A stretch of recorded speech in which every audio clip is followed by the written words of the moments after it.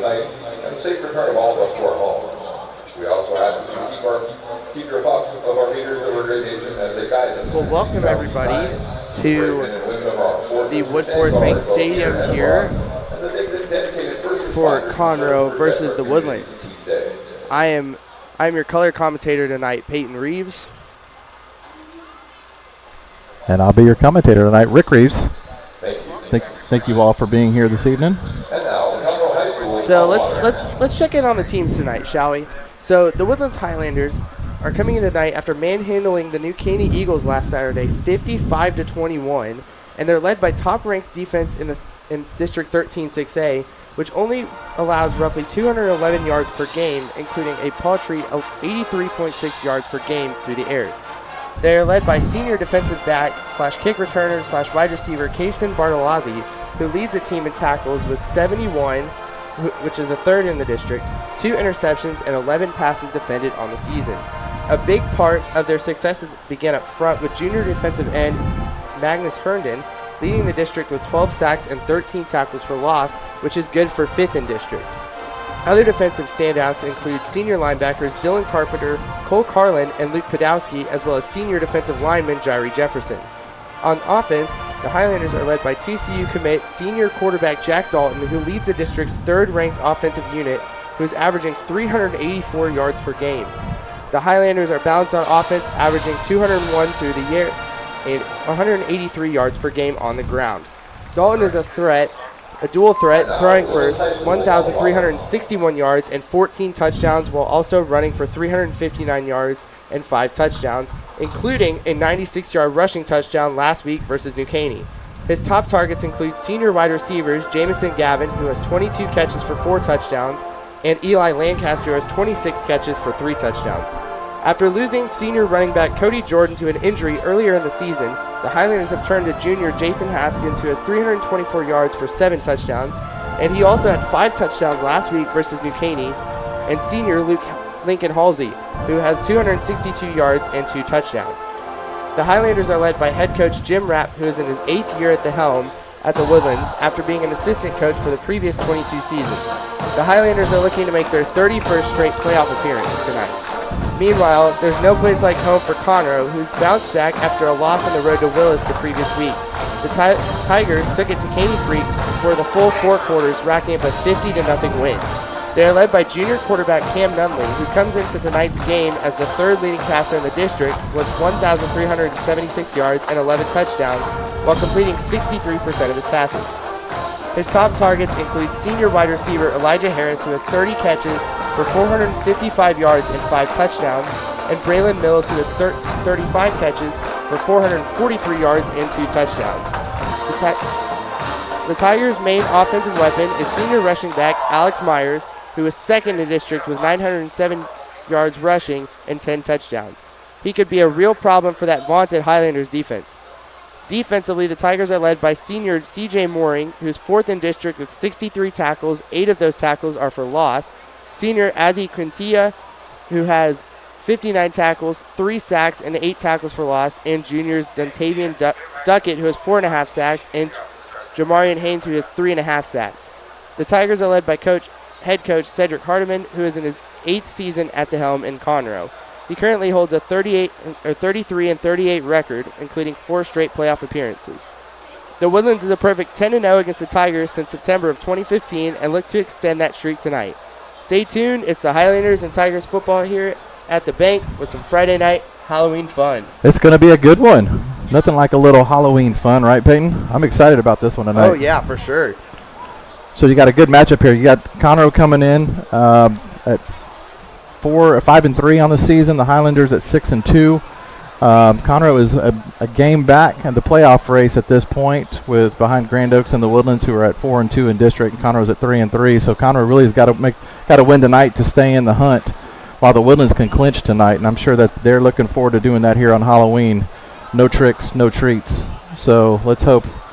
We'll see what happens here tonight. One of these teams is going to go home happy and go trick-or-treating, and the other ones are just going to get some tricks. So Conroe is hoping to get a little help with maybe getting a loss from Grand Oaks to be able to stay in the hunt. So whoever loses tonight is going to have a hard time with only a game left after this week. So College Park wrapped it up last week. They're on a bye this week. And so 9-0 going into their final against New Caney next week. And Willis clinched the playoff spot last week as they're 6-1 in district as well. So tough battle here tonight. Last year's game was a close one. It was 21-7. The Woodlands was able to squeak out a win in Conroe last year. Conroe was a playoff team under Coach Hardiman again last year, and so they're looking forward to trying to continue that streak. And so here we go. Imagine you are her. After your annual mammogram, you learn you have breast cancer. But your expert Houston Methodist team assures you they'll use the latest cancer research and technologies, collaborating to treat and remove the tumor and reconstruct your breasts, restoring symmetry, sensation, and your sense of self. That's the difference between practicing medicine and leading it. For you, Houston Methodist, leading medicine. Keating Chevrolet is a proud sponsor of Conroe ISD Athletics. We're suited up to equip your team with a versatile Silverado, heavy-duty or Colorado, spacious Tahoe and Suburban, or sporty Equinox, Trax, and Trailblazer. Keating Chevrolet has a large selection of certified pre-owned. After you've left it all on the field, come pick out your next Chevrolet at Keating Chevrolet. Keating Chevrolet is pleased to partner with Conroe ISD for every game, every play, every win. Come visit us today or browse online at KeatingChevrolet.com. Our orthopedic care is shaped around you. And you. And you. Because customizing treatments and using breakthrough techniques is how your comeback starts. Like 3D printing for ultra-precise joint replacements and providing the same specialty care as we do for the Houston Rockets. So you return sooner, stronger, better. This is orthopedic care designed for you. Memorial Hermann, advancing health, personalizing care. Woodforest National Bank, where convenience meets community. With over 30 branch locations in and around Montgomery County, we're always close by to help you with your banking needs. But we're more than just a bank, we're proud supporters of our local community, dedicated to making Montgomery County a better place to live and work. Experience the difference at Woodforest National Bank. Convenient, caring, and committed to you.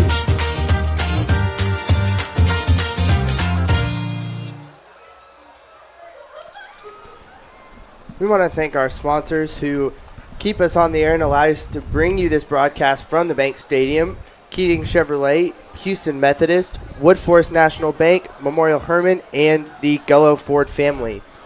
Also like to thank Sam Houston State University, Lone Star College, Fidium, and obviously Woodforest, who our stadium is named after. So we'd like to thank all of you for supporting Conroe ISD and all of our students and staff and administrators, and we're so thankful for you all. So here we are, Halloween night. We got Game 6 of the World Series also tonight. Got the Blue Jays and the Dodgers. We got high school football. This is fantastic, Peyton. I'm super excited. Speaking of Toronto and Canada, we are known internationally here at this broadcast. We have Bill and Anne-Marie Clinton listening to us all the way from Cochrane, Alberta, Canada. So we'd like to say, hey, y'all. Hey, have a good evening. Go Blue Jays. So as us Astros fans, rooting for the Blue Jays tonight and George Springer. So as the Highlanders are coming out and see them getting ready to come out of the tunnel. Yep, they are in their new gray jerseys, and they are debuting these new gray jerseys with white helmets tonight. Conroe will be wearing all white and their black helmets tonight. So we got two good teams. This is going to be a really good matchup. I assume there's probably going to be a lot of scoring between these two teams, as these two teams have been really, really close and neck this season. So, it's going to be a good game tonight, Rick. We're looking forward to it here in the booth, and we hope you guys are looking forward to it wherever you guys are watching us from. And I think if the keys to this game is going to be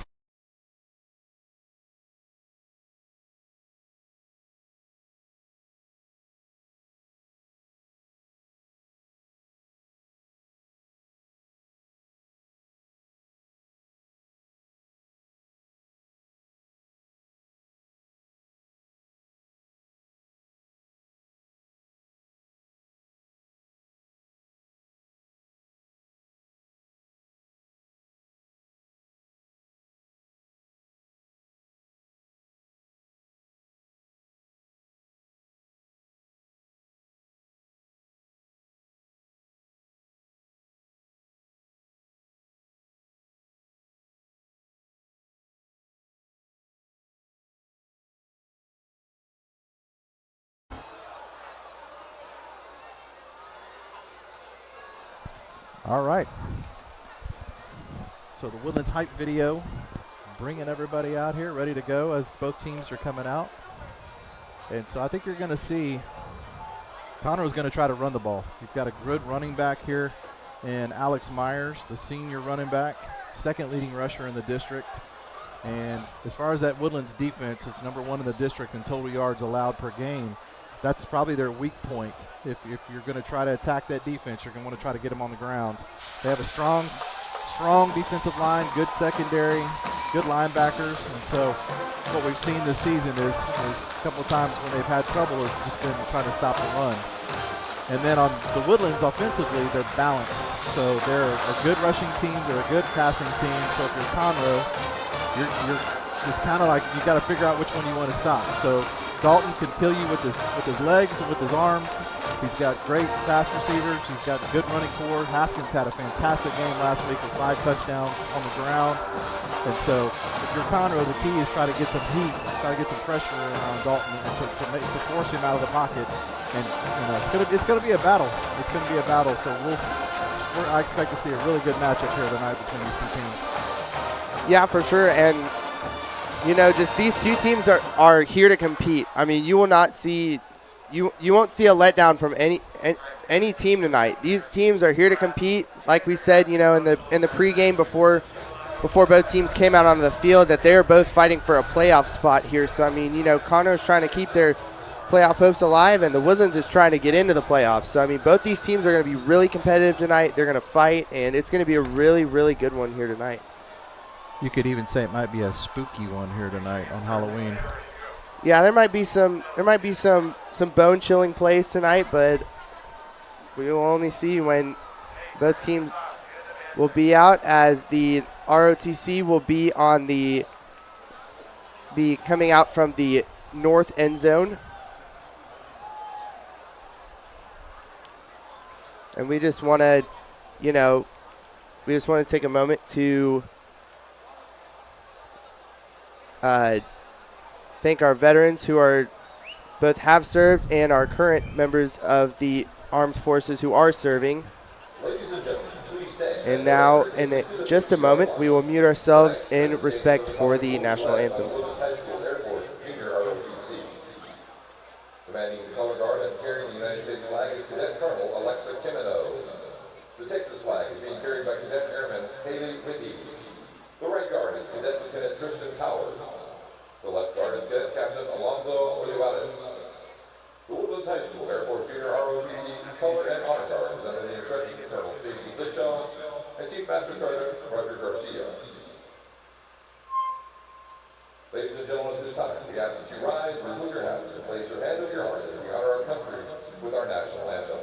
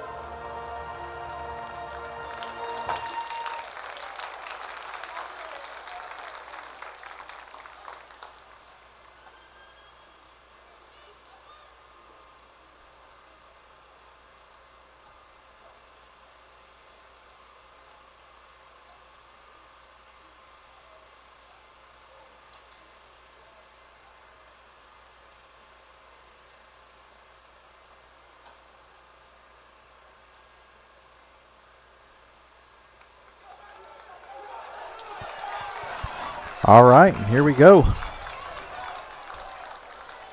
Highlanders and Tigers, old rivalry. Getting ready to kick off here at Wood Forest Bank Stadium on this beautiful Halloween night here at the bank. Yeah, we finally lost that blazing, unbearable Texas heat. It's finally cooled off a little bit. Summer finally left on October 30th, so thank you for that. We finally enter football season as the players are coming out for the coin toss.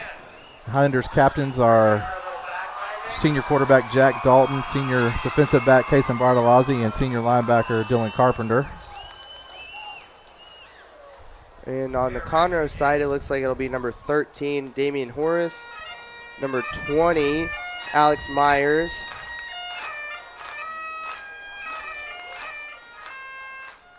and I am having it's number 24, Xavier Harmon, and number 4, Woodlands has won the CJ toss. Mooring. They have deferred to the second half. So Woodlands wins the toss. They're going to defer to the second half. Good luck and God bless, man. And so here we go. It's the Tigers and the Highlanders here at the bank. And we'd like to send a special shout out to our Canadian family, friends, Bill and Anne-Marie Clinton up in Cochrane, Alberta, Canada, watching here live tonight, as well as watching the Blue Jays hopefully win tonight, Game 6 against the Dodgers in the World Series. So a lot of fun stuff going on here tonight. Kids trick-or-treating. Sorry, y'all who were in the stands tonight, you're going to miss out on some candy, but hopefully you'll get to see some fireworks here in this game as the Woodlands gets ready to kick off. Yeah, and kicking off for the Woodlands will be number 80, Luke Crudgington. And back to receive will be number 3, Braylon Mills, who during this season, and it looks like 24, Xavier Harmon is also back there with him, Peyton. Yep. During this season, Braylon Mills is number 3rd in the district for kickoff returns. So he's averaged 40 yards a carry, and he has a touchdown on kickoff returns this season. So it'll be very interesting tonight. And it looks like we will be underway. Crudgington, line drive kick. Harmon's going to take it at the 10. Coming around the left side, he's got a little bit of room, got some running room. Still on his feet. Out to about the 46-yard line. Big return there from Harmon. And Conroe is going to take over with great field position here. 1st and 10 to start this game. So here's our chance here to see junior quarterback Cameron Nunley. He's the 3rd leading passer in the district for this Conroe team. They come in tonight averaging 176 yards through the air and 133 on the ground. Come out 2 receivers left, man in motion. And Nunley's going to hand off to Alex Myers up the middle. He's going to get a few yards. He's brought down by Magnus Herndon with a stop. That's a 2-yard carry. He's going to bring up 2nd and 8 for the Tigers. As Nunley looks to the sideline. Still with 2 receivers to his left. Getting the play here. Nunley, handoff again. Up the middle to Myers. Nothing there. That Woodlands interior defense shuts it down. Not much movement at all from that Conroe offensive line on consecutive plays. Got maybe a yard. Going to bring up 3rd and 7.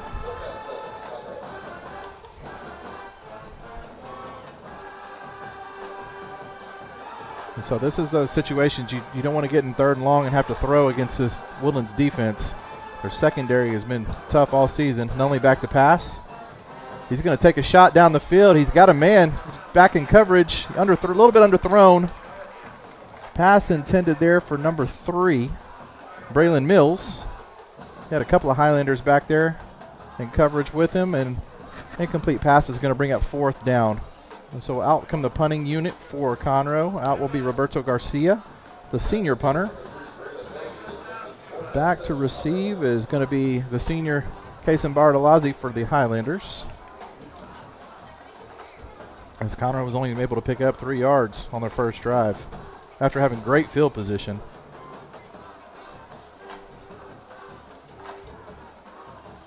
So the snap, the punt.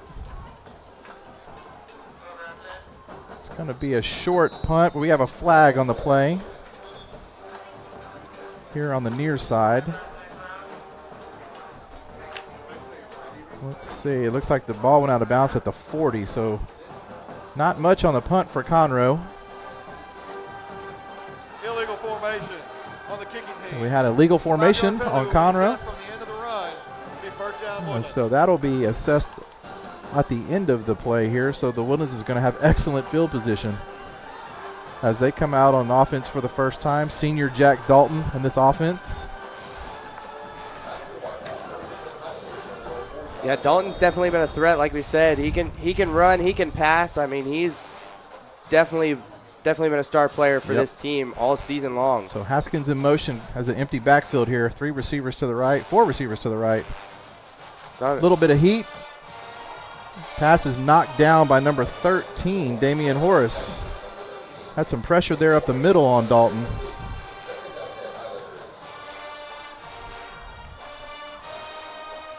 So we'll bring up 2nd and 10 after the incomplete pass. Haskins will join Dalton in the backfield. We have 2 receivers to his right. Oh, and we're going to have, looks like Conroe may have jumped off sides here. Looks like number 10, Denzel Haynes, knocked the center back before the ball was snapped. Offsides. Number 10 on the defense. 5-yard penalty. So that'll be a 5-yard penalty against the Tigers. Bring up 2nd and 5 for the Highlanders here. Yeah, Conroe tried to get him to jump off sides, and it just didn't work. He got a little bit ahead of himself there. Maybe he got spooked by something down there, Peyton. It is Halloween. Or he probably had happy feet.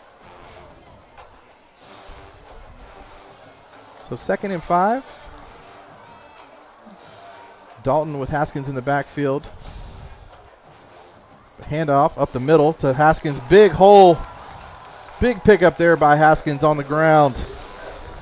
That's going to be a big first down for the Highlanders. Taking it out past midfield. Great down job. to the 34-yard line. Great job by the O-line there, creating a hole for Haskins to just run right through. So that'll bring up 1st and 10 from the 34-yard line with 10 minutes here in the game. Haskins again in the backfield. 2 receivers to Dalton's right. Snap, handoff again. Haskins going right. He's going to be stopped at the line of scrimmage. Alex Coey, the junior Tiger there on the stop.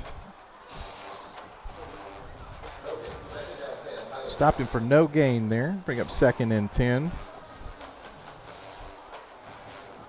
Dalton looks to the sidelines for the play call.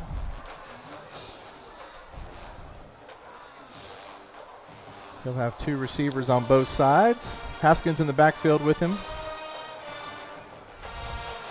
Conroe showing blitz. Haskins in motion out to the right. Blitz is coming. Throw.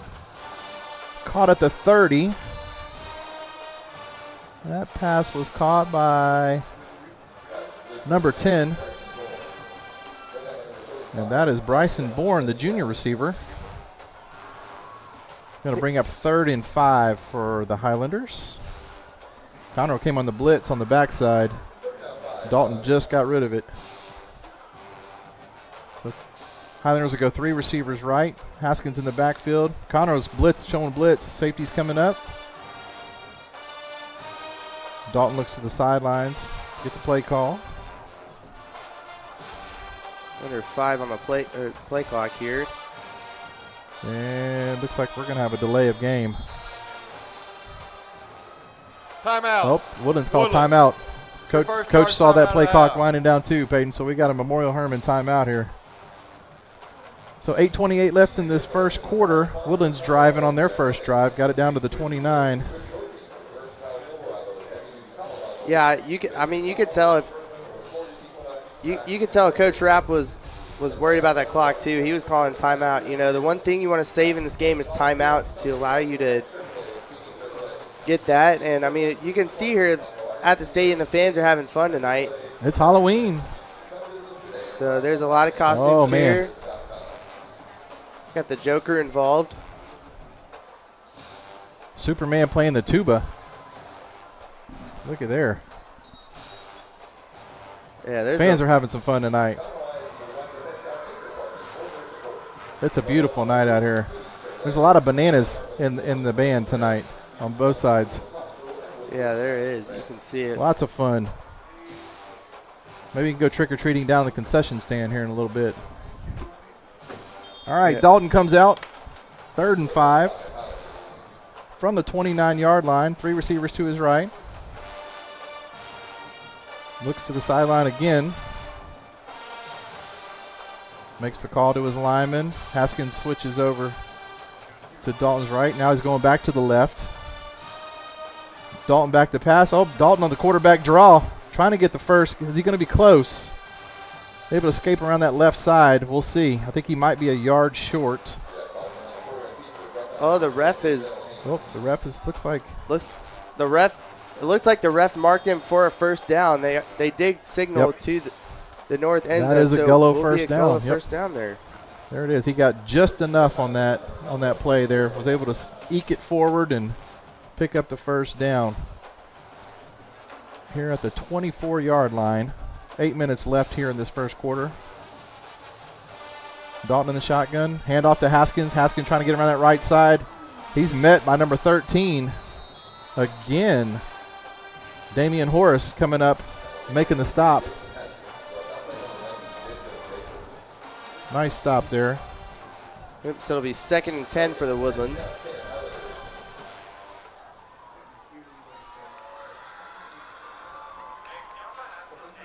Dalton checking the sideline for the play call here. And the Woodlands, other than that first, they've had thrown 2 passes so far on this drive. Looking to try to run the ball. Conroe showing blitz. A little bit of a high snap. Dalton with some time. He's rolling to his left. He's looking. He's just going to throw it out of bounds. Everyone's covered. Good coverage there by the Tigers. It was actually a really good job by the offensive line, too, by the Woodlands to create that pocket. Dalton just escaping out to his left, just nothing there, nowhere to go. He didn't have a chance to run anywhere either on that play, so great job by that Tiger defense. So 3rd and 10 here from the 24-yard line. Dalton's got 2 receivers to his left and 2 to his right. Haskins in the backfield again. Conroe looking like they're wanting to dial up some pressure. We have 2 safeties back. Haskins stepping up. Pass and complete. Oh, big hit. Big hit. We've got a flag. Number 13, Damian Horace. I'm not sure if that was the pass was completed. It looked like it was completed, and after the hit. Yeah, he did make a couple steps, so that was a big hit by number 13. Damian Horace, and the Woodlands receiver is needing to be attended to at this point. So Peyton, as we look ahead tonight, I think we've got Caney Creek and Oak Ridge is playing up at Moorhead Stadium tonight. Down to our final 2 weeks of the regular season. I'm going to get a score check on that game. Getting ready for the playoffs. So we got playoffs. So I know a lot of these teams are getting ready. College Park would have had a phenomenal season so far. 9-0. Their last game they beat Cleveland 70-0. So they've got 1 game left against New Caney to try to complete an undefeated season, historic season for that program. What a great job they've done there. Another in-district game tonight up at Yates Stadium in Willis is Grand Oaks versus Willis. So ruling on the field was a catch and a fumble. However, we have a personal foul targeting on the defense, which caused the fumble. Therefore, it will be a 15-yard penalty from the end of the catch, half the distance to the goal line, it will be first down Woodlands. It's So- a flagrant one, therefore the player is not ejected. So we had a targeting penalty on Conroe. So the referee said it was a catch and a fumble, but the targeting from the Conroe player caused the fumble, so the penalty will be enforced. And with that, Woodlands still maintains possession, and they will have it first and goal. Yeah, and you got to really be careful with playing that defense, because there's stuff that can happen like that, and on those plays like that and those penalties, you got to be careful, because one, like the ref said, if you have one, you won't be ejected, but if you get two, your game's over. You're done for the night. So you got to really be careful with those. All right, so here we go. Woodlands first and goal from the 5. Some motion left. Dalton with the snap's going to hand off to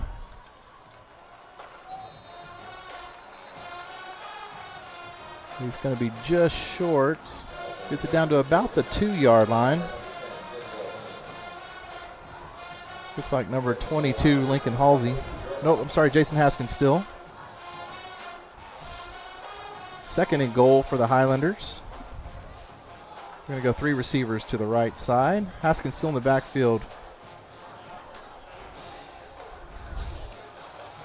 Oh, it looks like we're going to have a flag. Looked like Conroe jumped, but it looked like the right tackle from the Woodlands may have moved as well, so we'll see where the call is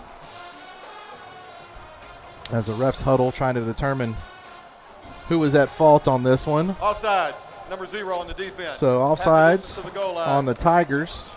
Still second down. So him jumping caused the Woodlands to flinch. So they'll move it half the distance to the goal. Still second down from about the 1.5-yard line. As Dalton looks to the sidelines again. Haskins in the backfield. 3 receivers to the right. Conroe playing in tight man-to-man. Dalton's going to try to take it himself, but he is stopped cold in the backfield. Conroe read it the whole way. C.J. Mooring coming in. Host of Tigers in there on the play. It's going to be a big loss there for the Woodlands. Going to lose about 3 yards.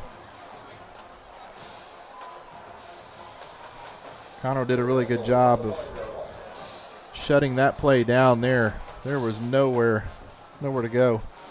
So it's going to bring up 3rd and goal from the 5 for Dalton and the Highlanders. Haskins in the backfield. Dalton's going to play action, throw. He's got a man open, touchdown, Highlanders. That's going to be a touchdown pass to number 14, sophomore receiver Carter Cass on the 5-yard touchdown reception. And the Highlanders are on the board first with 5:18 left here in the first quarter. Nice play action there from Dalton, rolling to his right. Cass ran a short out pattern and able to make the catch and get the Highlanders on the board. So Crudgington out, Tyson Clinton on the snap. And Crudgington with the extra point will make it 7 Highlanders, Tigers nothing.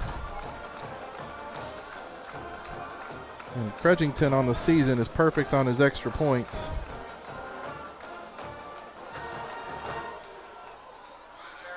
That'll make him 35 of 35 on the season. So as the Conroe offense comes out for their second drive, see if they can get something going here against this Woodlands defense. And we'll see what Coach Rapp decides to do this time on the kickoff, since the first time Crudgington tried to just line drive one there. These 2 kick returners are dangerous, as we saw in that first kickoff return, with Harmon taking it out to the 46. And so up in Conroe tonight, looks like Oak Ridge is up 7-0 on Caney Creek early in that game. Crudgington with the kickoff, going to kick it deep. Looks like he's going to kick it into the end zone. Harmon's going to bring it out about 3 yards deep. He's going to his left, and he's going to be stopped this time The Highlanders are going to get him at about the 14-yard line on the Wood Forest Bank kickoff. And so for the second time tonight, we'll see this Conroe offense. There is a flag on the play, but we'll see what the refs will say here. It's a flag at about the 40-yard line. During the return, personal foul, hands to the face, number 27 on the kicking team. Penalty will be enforced from the end of the run, 15 yards. So we'll have first down Conroe. Personal foul, hands to the face penalty on the Highlanders on the kickoff return. So that'll give Conroe 15 yards and get them out to the 30. So even after that, they still get good field position on the kickoff. All right, so Cam Nunley will bring out this offense again the second time, the junior quarterback. He'll start this drive with 2 in the backfield with him, man in motion, coming from his left. Handoff to number 22, Shane Patterson. We got another flag. Another flag. Jairi Jefferson had to stop there, but there is a flag. It came in late on the end of the play there. It was a pretty late flag. Yep, as that was run by the senior Shane Patterson. Looks like he was stopped at the line of scrimmage. Didn't get much. And so we'll see what the officials sort this out. Personal foul. Number 90. Correction. Unsportsmanlike conduct. Number 99 on the defense throwing a punch. He has disqualified himself from the game. Be 15-yard penalty, first down, Conroe. So we're going to have an unsportsmanlike conduct against the Woodlands, and the player has been ejected from the game. Another 15 yards, so that's going to take the ball out to about the 46-yard line. Conroe first and 10. Move the ball 30 yards on penalties here. Nunley's got 2 in the backfield, man in motion. He's going to hand off this time. Nowhere to go again. Alex Myers. No room whatsoever there. And so no gain on the play. No push whatsoever there from that Conroe offensive line. Second and 10 for the Tigers. Nunley still has 2 in the backfield with him. 2 receivers to his left. Back to throw, the left-hander, Nunley. Nice throw there. And that's going to be close to a first down, probably about a yard, maybe 2 yards short of the first down. Caught by number 3, Brandon Mills. And so Tigers are going to hurry up here. Handoff. Nope, Nunley's going to keep it. Taking it around the left side. He's going to have just enough for a first down there. Tigers going a little hurry-up offense, trying to catch the Woodlands off guard. Nunley looking for the play. 2 backs in the backfield with him, 2 receivers to his right, including Mills, who's coming in motion here. Back to throw. Nunley's looking. He's got some pressure. He's going to be sacked.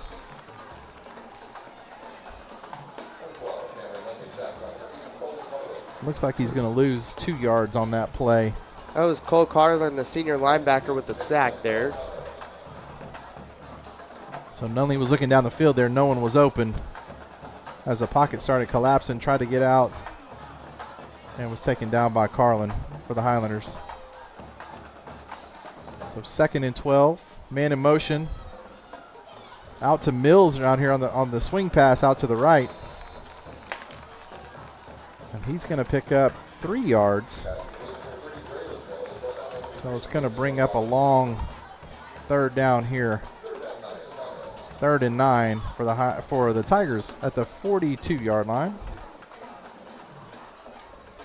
With about 2.5 minutes left here in this first quarter.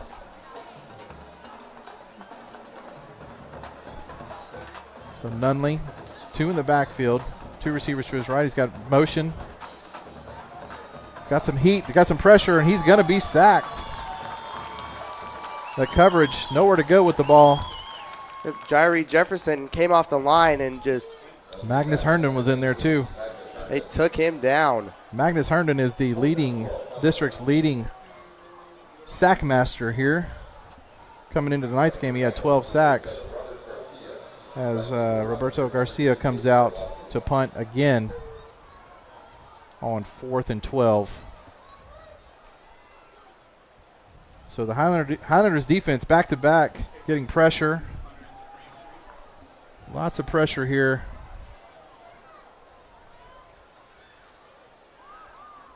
Garcia with the punt. Bartolozzi waving for a fair catch.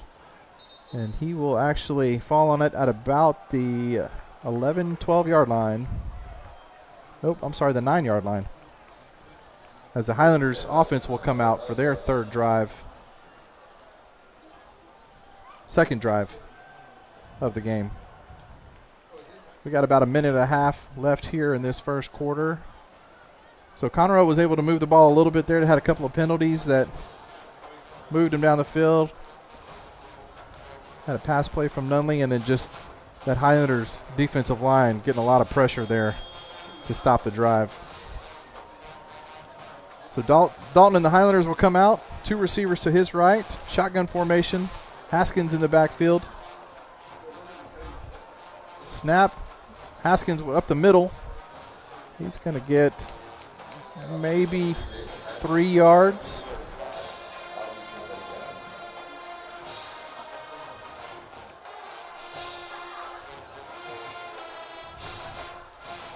So we're going to bring up 2nd and 7 after a 3-yard gain.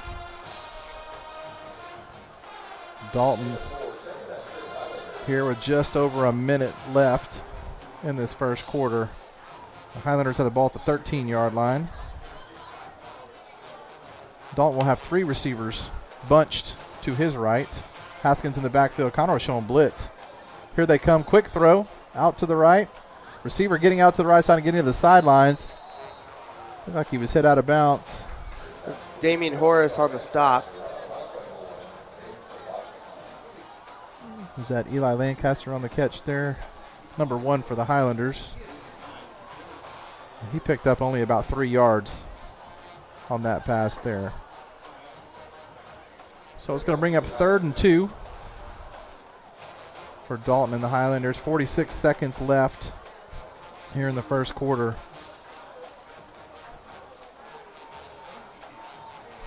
Both defenses have played very well so far. Dalton is going to run the quarterback. Keeper on the right side. He's going to get a first. He's going to break it outside. Nice run there by Dalton to get it out to the 35-yard line. And another first down for the Highlanders. Good blocking there by that Highlander offensive line. And Dalton just being patient, trying to find a hole, and able to get outside and use his speed. Dalton had a 96-yard touchdown run last week against New Caney. That man's got some wheels that he'll be taking to TCU next year. So Highlanders are going to let this clock run down here in the first quarter. And we'll start that second half with a 7-0 lead. Second quarter. That's the end of the first quarter. On this lovely Halloween night. Gullo Toyota, Gullo Mazda, and Gullo Ford are your hometown auto dealers. We have been treating customers like family since 1970. So when you're ready for a new or used vehicle, go with the name you know. Gullo, Gullo Ford, Gullo Mazda, and Gullo Toyota. Shop GulloAuto.com. Thank you to our sponsor, the Gullo Auto Dealerships. So good first half. So both teams, first quarter. Hey, Peyton, I was trying to figure out, I thought you were a Texans fan. Why are you wearing a Seahawks hat here in the booth tonight? Yeah, so I took the one opportunity to do some sports betting, and that didn't go well.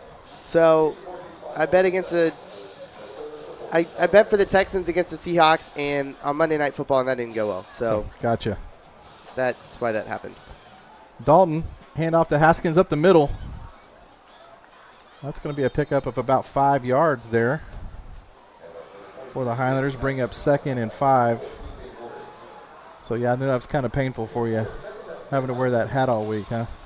Yeah. Yeah. But we did win against the 49ers. Well, there you go. So I am pretty happy about that. We got Denver this week, so that'll be interesting. Dalton looking at the sidelines here. On 2nd and 5, he's got 2 receivers to his left. Haskins still in the backfield.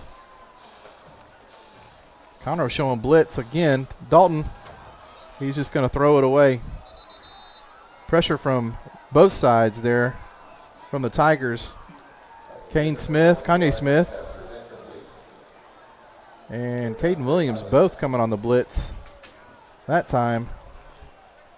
Dalton's just going to have to throw it away. So 3rd down and 6 coming up for the Highlanders here. This Conroe defense has done a pretty good job of getting some pressure there. So we'll see what the Highlanders want to do here. 3 receivers to the left. Looks like Conroe's going back into coverage here. Nice throw, and incomplete pass there going to Carter Cass. Would have been enough for a first down. Good coverage there by Conroe. And we'll bring up 4th down, and so they're going to bring out the punting unit. Crudgington out to punt. That was a good defensive play there by Damian Horace for the Tigers. So Xavier Harmon back. Dangerous returner. And Crudgington misses the snap. He's going to lose the ball. The ball's still running around, and it looks like the Tigers have recovered it at the 10-yard line.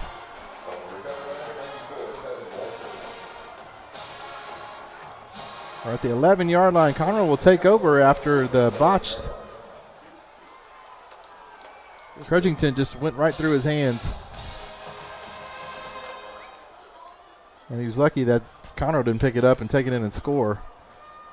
So just like that, sudden change. Tigers out on offense with excellent field position. Chance to tie this game here. Nunley's going to have 3 receivers to his left here on the near side. Running back in the backfield, he's looking a quick screen. Thrown to number 8, Elijah Harris, who's bottled up quickly by 24. Dylan Carpenter. And a host of Highlanders there to make the stop. Going to lose a yard on that play, so it's going to bring up 2nd and 11 from the 12-yard line. So the Tigers can get a first down here inside the red zone. Nunley's going to have 3 receivers to his right. Snap back. He's looking. He's got heat again. And he's going to be sacked. Herndon again.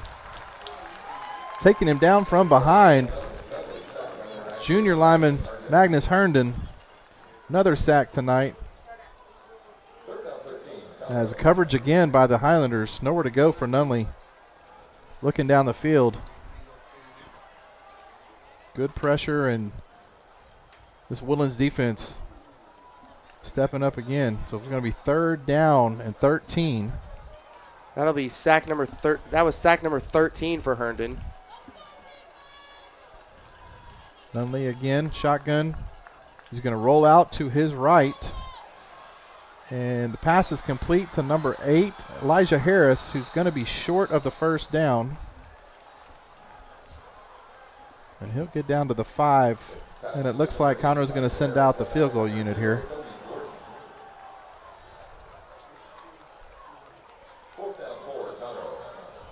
And so 4th and 4. Conroe will send out the field goal unit. So excellent field position. The Woodlands was able to knock him back a few yards. And now we have the field goal attempt by number 49. And yes, he made it. Nolan Bradbury with the field goal. Able to knock it through. Barely. It didn't look like it had enough, but he got it through. Just enough there. So After that drive, it will be Highlanders 7, Tigers 3. So the Woodlands was very fortunate that miscue only ended up with 3 points and not 7 there. Yeah, it was pretty close. I mean,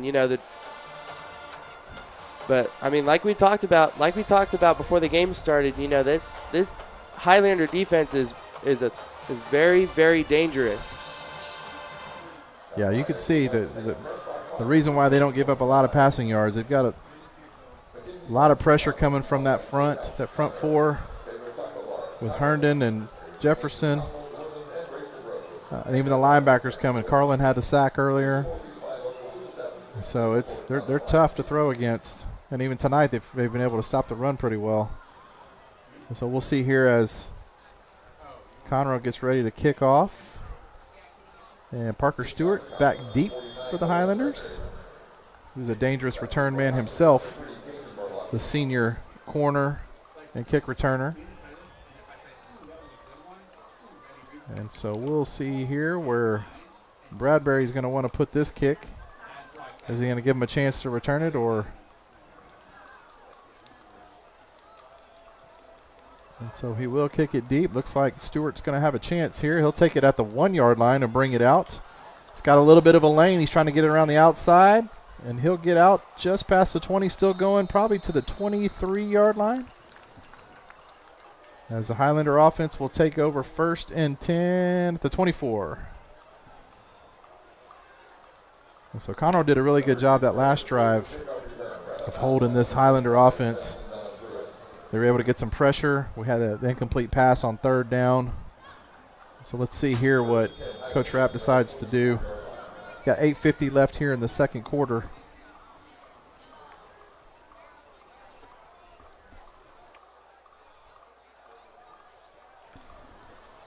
As Dalton and the offense comes back out. 2 receivers, both sides. Haskins in the backfield.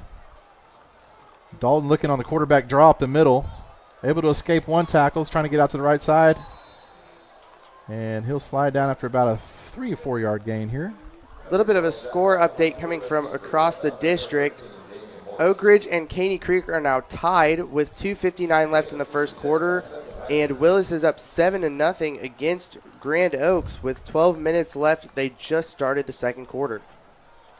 And so Dalton will have 2nd and 7 here. And play fake. He's throwing incomplete. Looks like a miscommunication between Dalton and the receiver there, Carter Cass.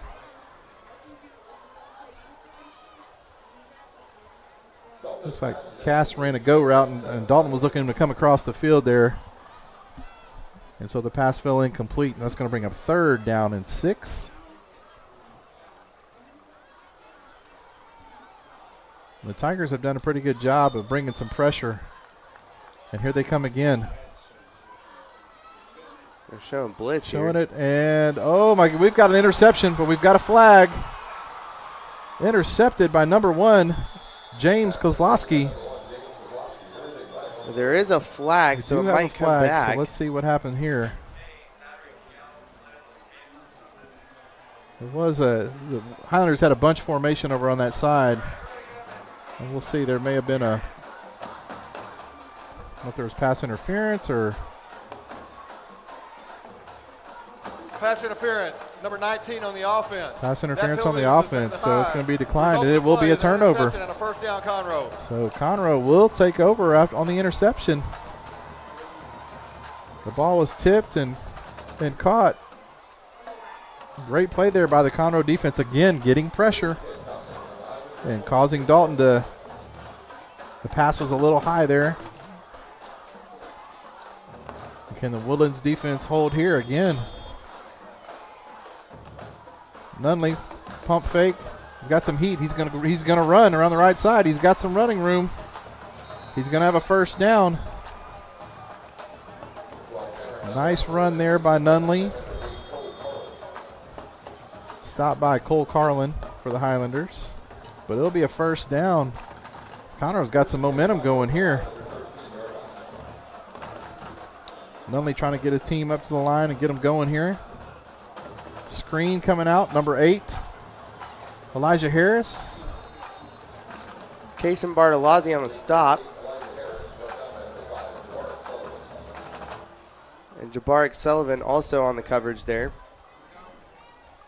So I'll bring up 2nd down and 8 for Nunley and the Tigers. We haven't seen a lot of Alex Myers tonight, the running back for Conroe, the district's 2nd leading rusher coming into tonight. Yeah, we really haven't. We were trying to establish him early, but the Highlanders were shutting it down, so we'll see. Nunley back again. He's got a running lane up the middle. Able to get a few yards there before he stopped. Like Jairi Jefferson got a hold of him there. So that'll bring up 3rd down. 3rd and about 4. Inside the 10-yard line. Nunley will have 4 receivers. And Myers in the backfield with 6.5 minutes left here in the 2nd quarter. Ooh, almost lost the snap. The handoff to Myers there. He's going to have the 1st down. That's his first real positive carry there tonight. So now we're going to have 1st and goal from the 2. Conroe goes hurry up here. Oh, we're going to have a flag. I think we're going to have a false start. I don't think that they were set. So Conroe trying to get the tempo going here, quick tempo. False start. Number 3 on the offense. 5-yard penalty. Still 1st down. But his receiving core wasn't ready, wasn't set, so that's going to knock him back 5 yards. So now it'll be 1st and goal from the 7-yard line for the Tigers.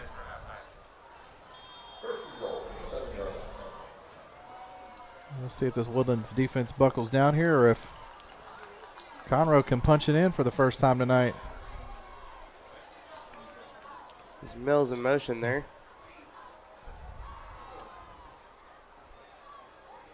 Snap, Nunley almost again. Oh, fumble, still loose. Highlanders going to pick it up. And looks like we're going to get the ball. They're going to get the ball at the 30-yard line. So the bad snap, Nunley was trying to transfer it over to Myers, who couldn't quite grab it, then had it on the ground. It escaped through there and picked up, and the Woodlands able to carry it out. That was number 8. That was Cole Carlin on the fumble recovery. So each team now with a turnover. And so the Woodlands was able to dodge a bullet there, a silver bullet, like a werewolf on Halloween. Dalton in the shotgun, handoff. Oh, we're running a little flea flicker. Dalton's going to roll out. Throw it down the field looking, and he's going to be short looking for Eli Lancaster. As the Highlanders try a little flea flicker there. A little trickery, a little trick or treat here tonight on Halloween. Just didn't quite get the treat.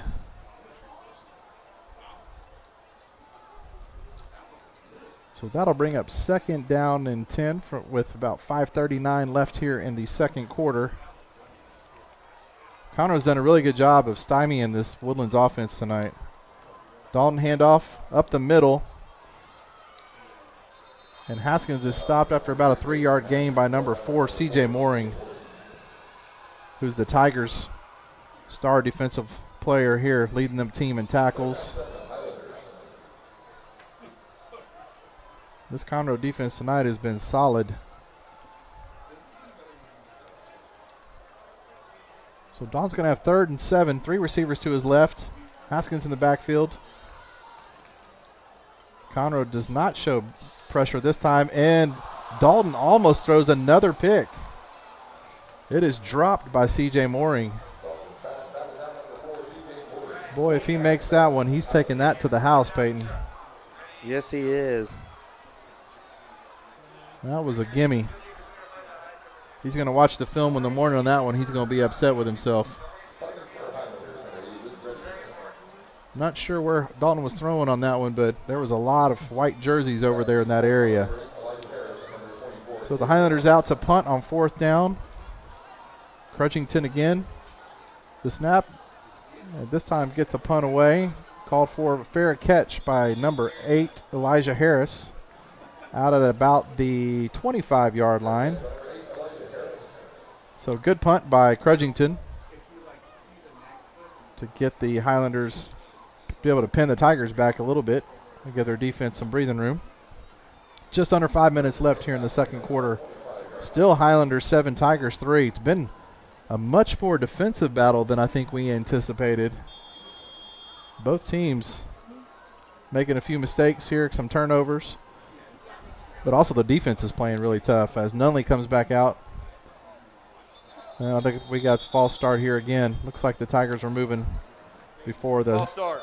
Number 52 in the offense. 5-yard penalty. Still first down. That's going to move them back 5 yards. It'll be 1st and 15 from the 20.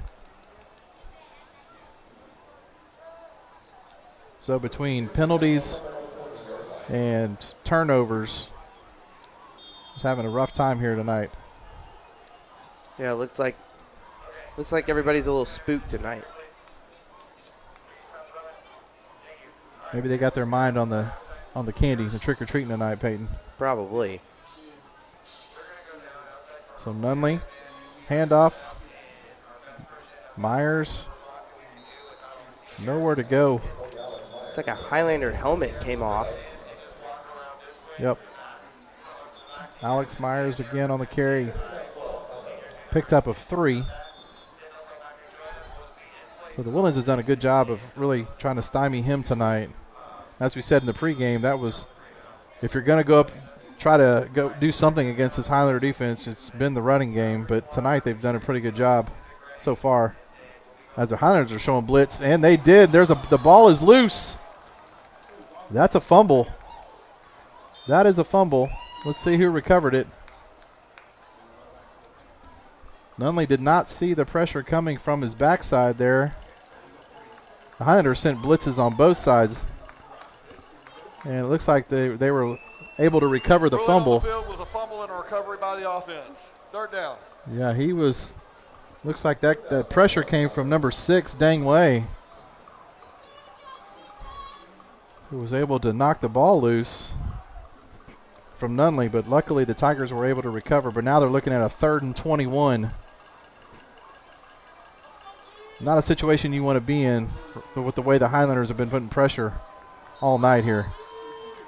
So Nunley's back to throw again. Still got pressure. We got another flag. We have a delay of game. 5-yard penalty. So another 5-yard penalty. So the Tigers are just, they're biting their own tail here. Yeah, and they're 42 yards deep in penalties tonight. That's not a spot that you really want to be, especially against the Woodlands. So now you're looking at 3rd and 26 from your own 9-yard line. Tigers are going to have 3 receivers to the right. And just a quick handoff to Myers. He's trying to make something out of nothing, and there is nowhere to go. He is going to be bottled up for no gain. So excellent job there by the Highlander defense. Both defensives tonight have been outstanding. So it's going to be 4th and 25 as Garcia comes out to attempt another punt. The Highlanders will have Bartolozzi and Stewart back deep to see if they can get a big play here.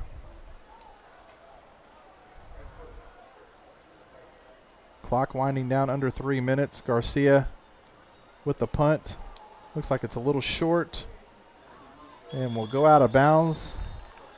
Let's see where they give it to him. They give it to him at the 35, so the Woodlands is going to have the ball.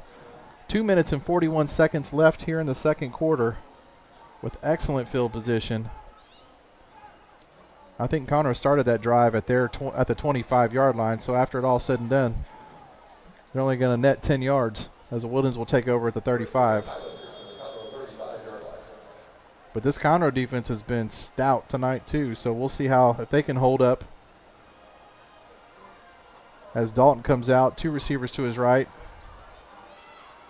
Haskins in the backfield. Handoff, going to try to go up the middle again. He's got a little bit of running room. He breaks it out. Haskins, he's going to take it to the house. 35-yard touchdown run. And the Highlanders, one play on the Keating Chevrolet touchdown. Jason Haskins takes it to the house. Great job there, great patience. And Haskins just did it all after he got to that second level. Turned on the burners and was gone. So Crudgington out to attempt the extra point. Tyson Clinton on the snap. Anthony Insay on the hold. Snap is good. The kick is good. And so just like that, with 2:33 left in the second quarter, the Woodlands Highlanders 14, the Conroe Tigers 3. Yeah, Haskins turned on the burners there like a kid trick-or-treating, looking for some candy. He was sure like, give me all the candy, give me all the Reese's, all the Hershey's, give me all that. It was great. Scored. He got to the line of scrimmage and kind of hesitated for just a second there to find the daylight, and then he was gone. So you can see the ROTC doing push-ups in the end zone over there. Yep, bringing the flags out. But so far, been really a good defensive battle. Both defenses have played very well. A couple of turnovers, mistakes. We've had some penalties. It's like last year. Last year's game was 21-7. Another great defensive battle last year. And so as Crudgington comes out to kick off. So if you're Conroe here, ideally you'd like to use this last 2.5 minutes to get you a touchdown, and you're going to get the ball to start the second half. Nope, actually Woodlands will get the ball the second half. So you definitely want to get some points here. So Crudgington pooches it. And fair caught at the 30 by number 23, Casey Stout, the senior. And so with just over 2.5 minutes left, Nunley will bring this offense back out to try to get something going here. A little bit of a score update here from around the district. Oak Ridge is up 14-7 over Caney Creek with 6 minutes and 50 seconds left in the half there. And the Oak Ridge finally getting on the board. They now have it is 10-3 against Willis with 5.5 minutes left in the second quarter there. So Nunley with the handoff to Myers up the middle. He's going to get some hard running there. And it looks like he's going to pick up about 5 yards. It's 4 yards, 2nd and 6 as the clock continues to roll.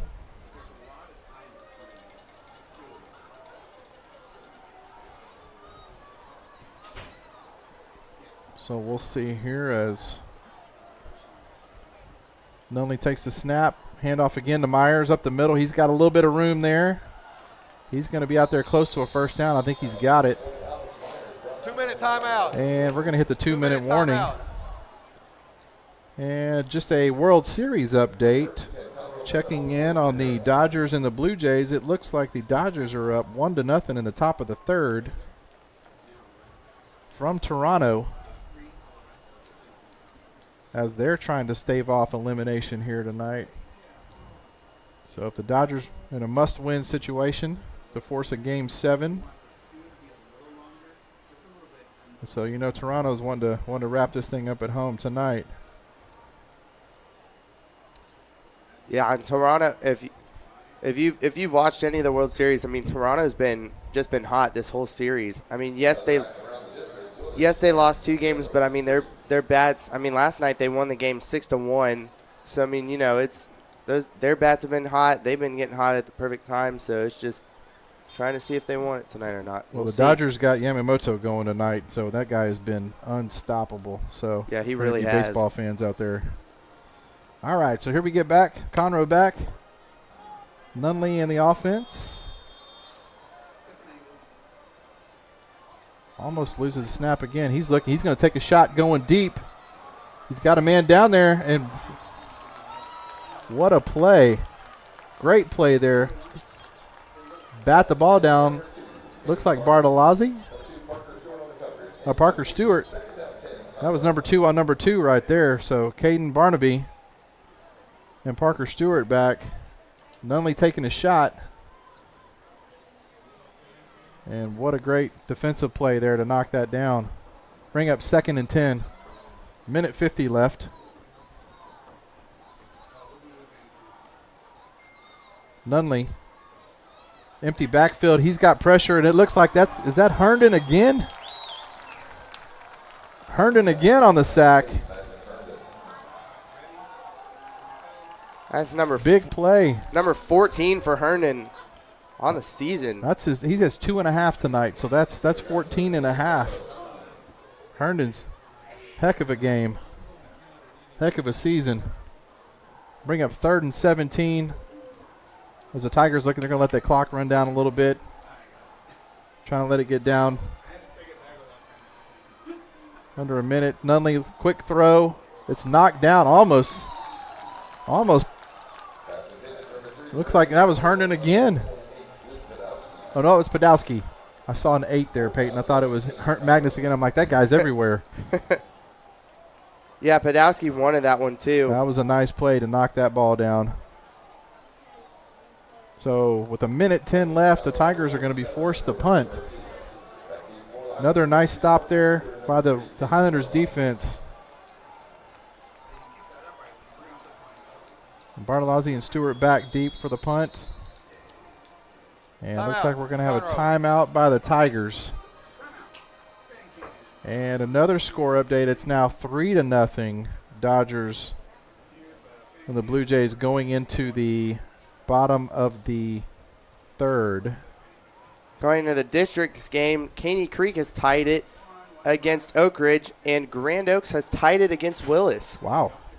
So it is 10-10 in the Willis and Grand Oaks game, and it is 14-14 in Oak Ridge versus Caney Creek. You know, it's like trick-or-treating, Peyton. You never know what you're going to get. Yep. It's like Forrest Gump says, life is like a box of chocolates. You never know what you're going to get. Hopefully y'all get some boxes of chocolates tonight on this Halloween evening. Checking the fan cam.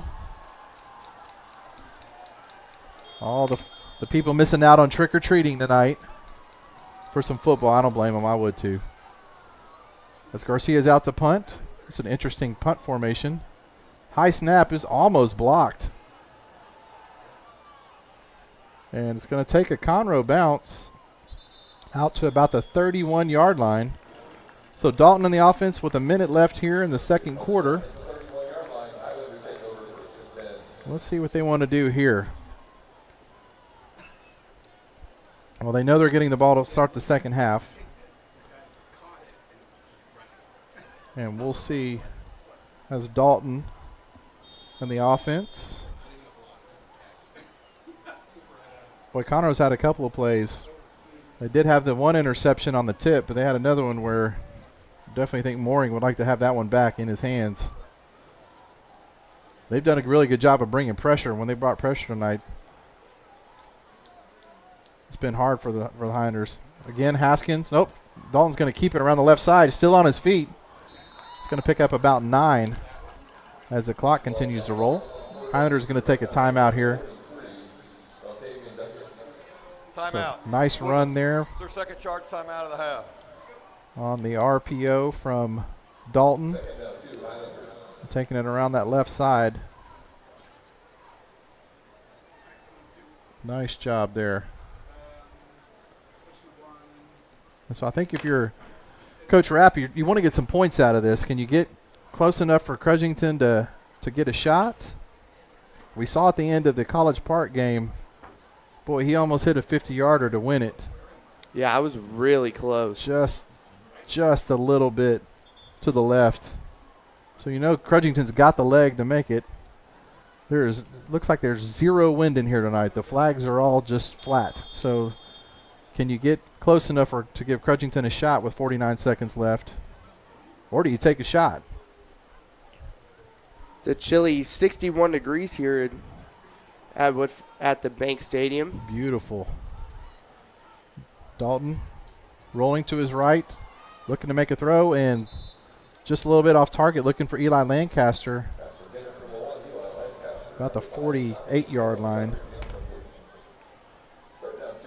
So 3rd and 2, 44 seconds left.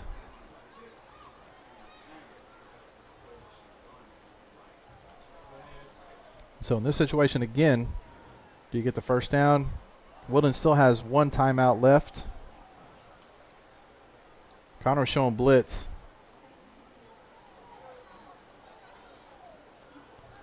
So safety's moving back. So they're going to hand off to Haskins up the middle, who's going to have the first down out to the 48-yard line. And Woodlands is going to go ahead and take a timeout. Nope, they're going to keep it going. So the clock is running, 35 seconds left, 1st and 10. Dalton and the Highlanders. Dalton rolling to his right, looking, going to throw and try to hit Lancaster on the sidelines again. It just goes through his hands. There is a flag down on the field around the 45.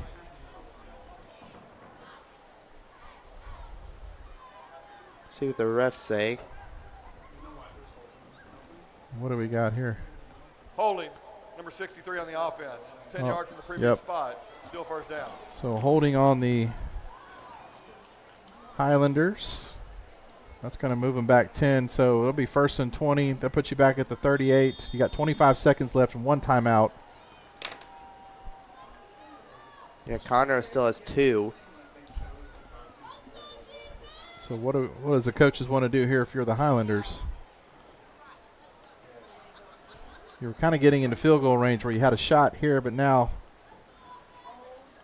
Conroe should blitz just a little bit. Dalton back to throw. He's going to take a shot. He's got a man open. He does. He's hit him. It's going to be a touchdown, Highlanders. Wow.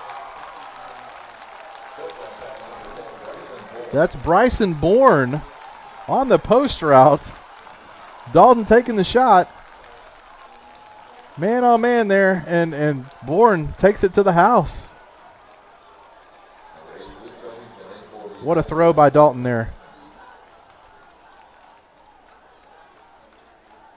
So what looked like the penalty moving him back 10, maybe losing a little momentum, and Dalton able to get the throw down the field to Bourne.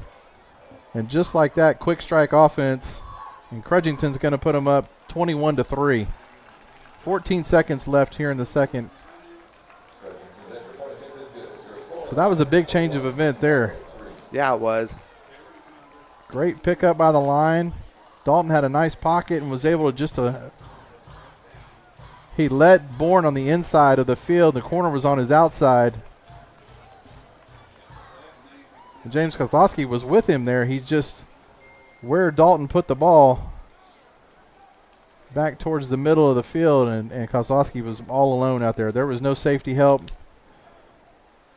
and Bourne was able to make the play. So just like that, the Highlanders are up 21-3. And so this Highlander defense has really been putting the clamps on the Conroe offense. And now the Highlanders able to get something going through the air as Crudgington comes back out.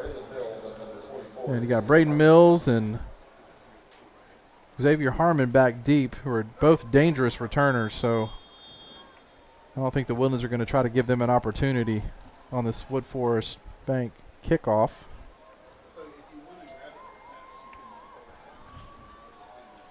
So Crudgington ready, got this team lined up, ready to go.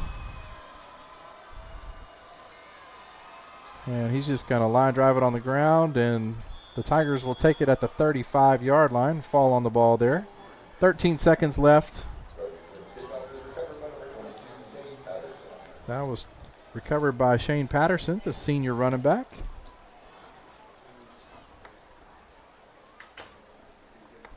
And so the Conroe offense will come back out. I don't think you want to let Magnus Herndon give him another chance to come after you here. So Myers is in the backfield with Nunley. We've got a man in motion. And it'll be a handoff there. Myers up the middle, and there's nowhere to go. And that's Cole Carlin that's going to make that stop. We've said his name a few times tonight. Halftime. And that'll be the end of the first half, with the Woodlands Highlanders up 21-3 4-3 over the Conroe Tigers. Great defensive first half. Yeah, even for both teams. Yep, Conroe really has played good defense. If they get this last drive here, the big play is what got them. So with that, we will be taking a break on this Halloween evening. We're going to step outside and try to get some little bit of air, and then we will be back for the half. So we hope you enjoy the halftime festivities, and happy Halloween.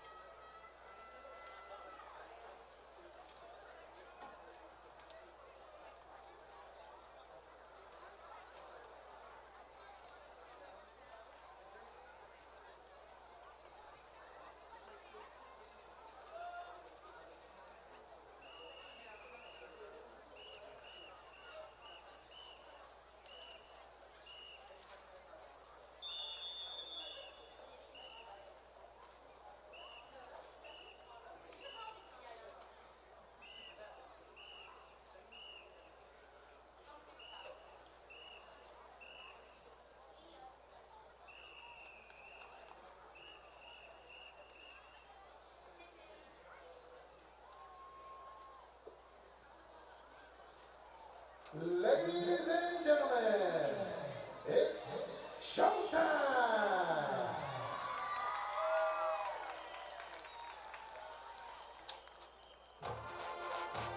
Introducing the Pride Conroe, the Conroe High School Golden Girls!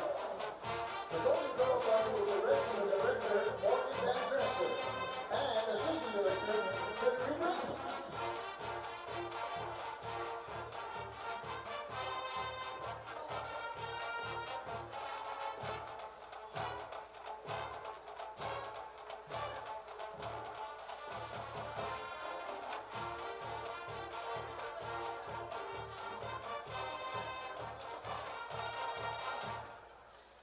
Spirit Girl of the Week is Sean DeWolf.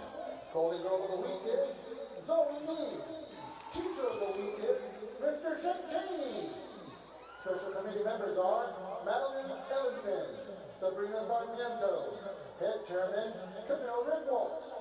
Military officers are Lieutenant Colonel Camden Cartwright, Lieutenant Colonel Faith Johnson, First Lieutenant Colonel and Navy Mentor Lauren Clark, Colonel Maya Mantain.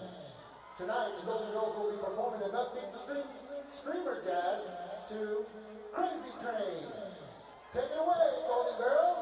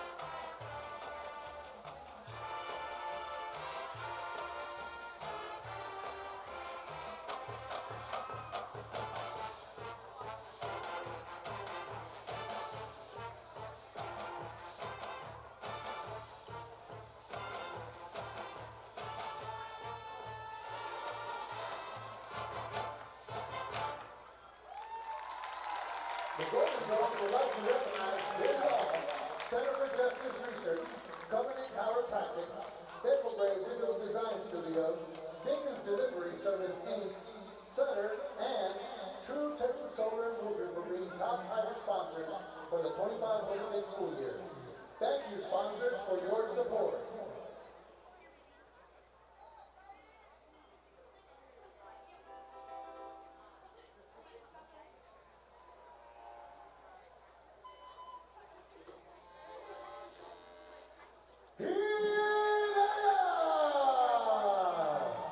Celebrating one of the greatest academic traditions in Texas since 1900, award-winning Conroe High. Under the leadership of Principal Dr. Tasha Smith, along with Dr. David Vincent, Superintendent of Conroe ISD. Celebrating 129 years of excellence, together proudly present one of the oldest bands in Texas as it celebrates its 96th birthday this year. Please give a big welcome to the legendary Conroe Tiger Band. The band is being led on the field by drum makers Mackenzie Zeke, Lily Negley, Dale Munster, Liz Jimenez, and Ava Mondragon. Section of the week, The Parents. Today, the band presents its contest show entitled Big and Bright, featuring the music of Aaron Copeland and James Newton Howard. Once again, ladies and gentlemen, celebrating an award-winning band tradition since 1929, please welcome the legendary Conroe Tiger Band!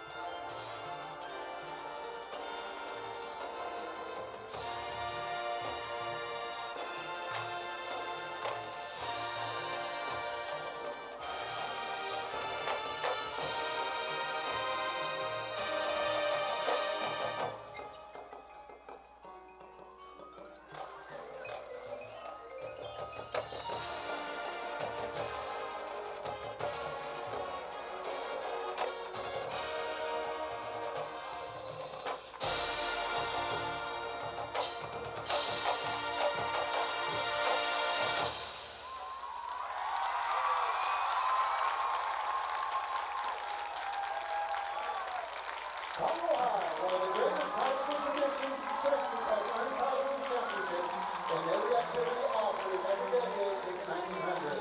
We celebrate our past while working towards the future. Conroe High, proud tradition of excellence for 133 years. And now, for Conroe alumni and faithful everywhere, stand proud and rejoice in the greatest high school fight song of all time. Celebrating America's greatest generation from 1947. Here is Ed Cannon's Tiger Boogie!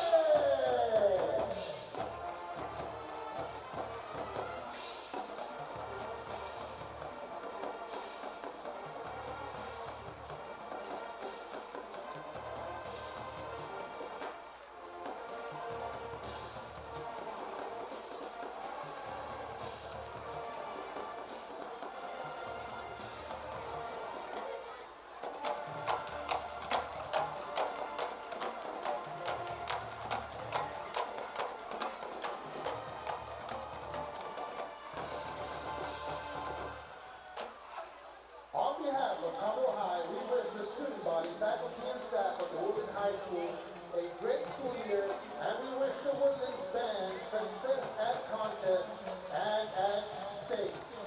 Conroe, great students, great schools, great parents, and great community. We are Conroe! Sick 'em, Tigers!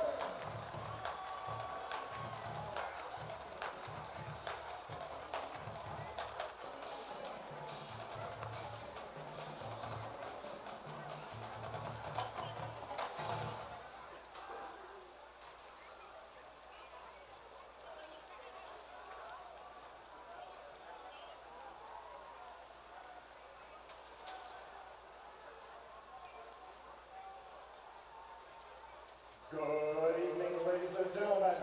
Tonight, the Woodlands High School Band and Color Guard will be recognizing our 2026 senior class. Over the past 4 years, these students have won multiple regional contests and placed first at the UIL Area Marching Contest all 4 times. They placed among the top 5 bands of the UIL State Marching Contest 3 times, the Bands of America Super Regional all 4 times, and in 2023 placed 5th in the country at the Bands of America Grand National Championships. In April of 2025, the Woodlands Color Guard placed first at the Winter Guard International World Championship, winning 130 medals in the World Class Division. The band was class champion at the Bands of America North Houston Regional recently and finished in first place at the UIL Marching Contest this past Monday. They will be competing in the UIL State Marching Contest in San Antonio this upcoming Monday and Tuesday, then back to San Antonio for the Bands of America Super Regional the following Saturday, and finally, they will travel to Indianapolis to compete against bands from all over the country at the Bands of America Grand National Championships. It's through the incredible leadership, work ethic, and dedication of this group of students that the Band and Color Guard programs experience continued success both on and off the field.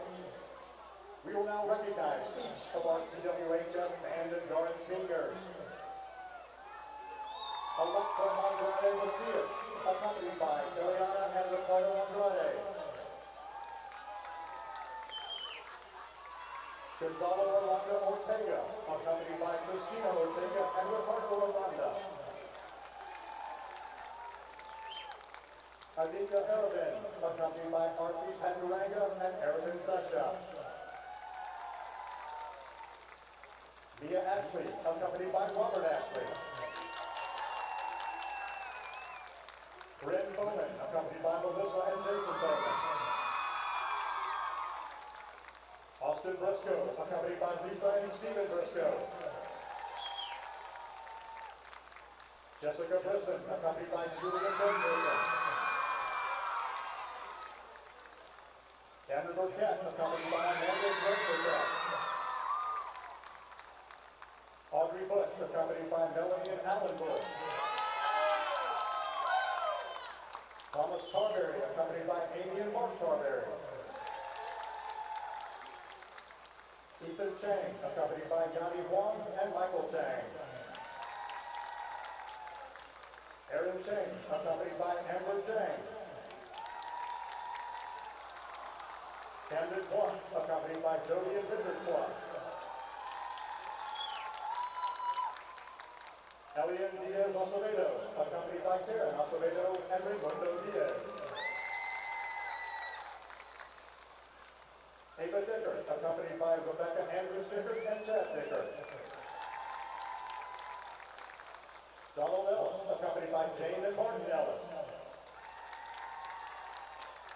Camden Engelman, accompanied by Alexis and Brian Engelman. Marlon Escamilla, accompanied by Azul and Matthew Hartman.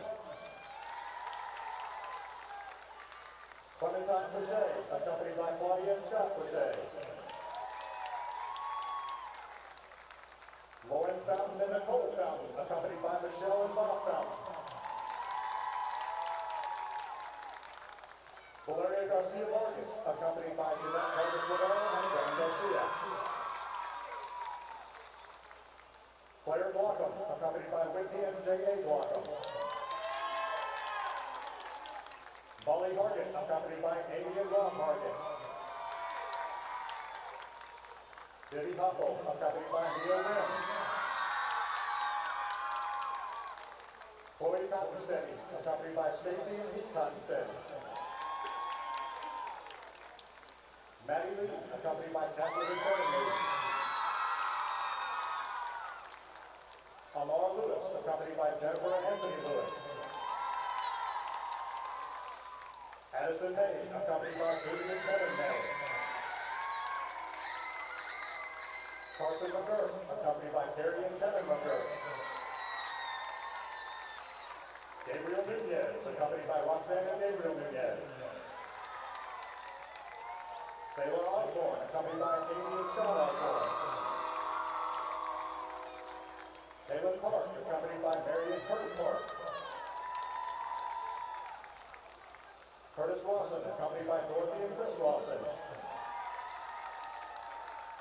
Jack Reddick, accompanied by Jennifer Reddick and Campbell Reddick. Kyle Ritchie, accompanied by Kathy and Philip Ritchie. Hayden Roberts, accompanied by Jessica Roberts. Elizabeth Salinas, accompanied by Meredith and Guy Salinas. Jeremy Saunders Jr., accompanied by Delary and Jeremy Saunders Sr. Juan Seeger Hidalgo, accompanied by Lucy Hidalgo de Seeger and Juan Seeger. Ian Simpson, accompanied by Terry and David Simpson.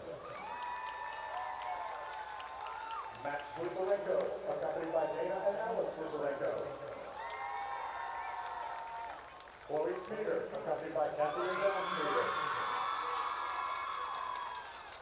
Mila Uzeda, accompanied by Michaela and Jeremy Uzeda. Gabriel Vitaliano de Mello, accompanied by Kenya Vitaliano de Mello and Flavio Escoci de Mello. Tyler Watford, accompanied by Tracy and David Watford. Benjamin Wertheim, accompanied by Ludmila Wertheim.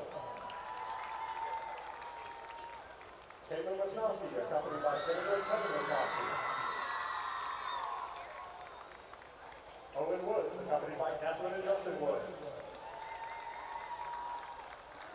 Landon Youngblood, accompanied by Amy and Daryl Youngblood. Congratulations to our 2026 Woodlands High School Band and Guard seniors and their families. We would like to cordially invite all of our super fans to stay a few minutes after the game for a full performance of our 2025 contest show, High Five.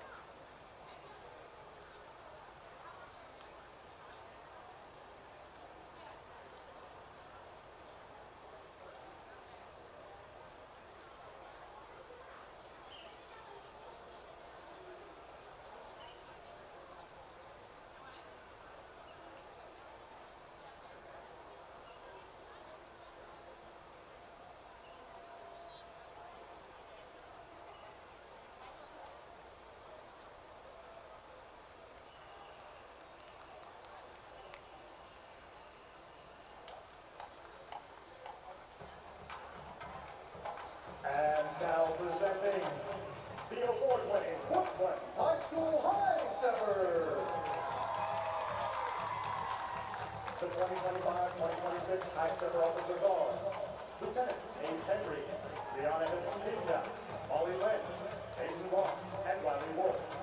Captains Emma Hewitt and Kate Tolliver, and Major Barbara Oakley.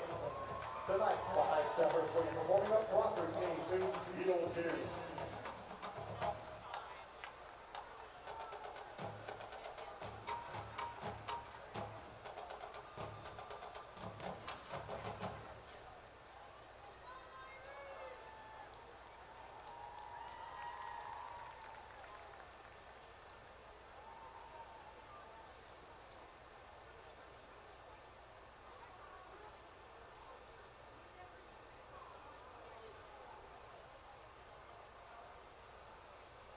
Ladies and gentlemen, the 2025-2026 Woodlands High School High Steppers.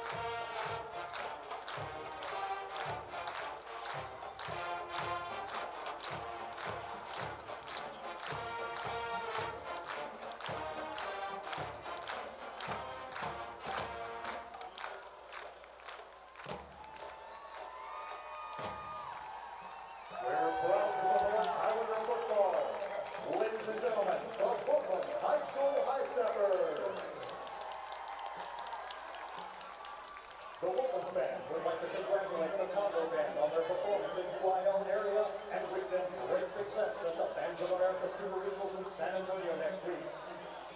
One more reminder, anyone who can stay, please do. You'll see a fantastic show after the game.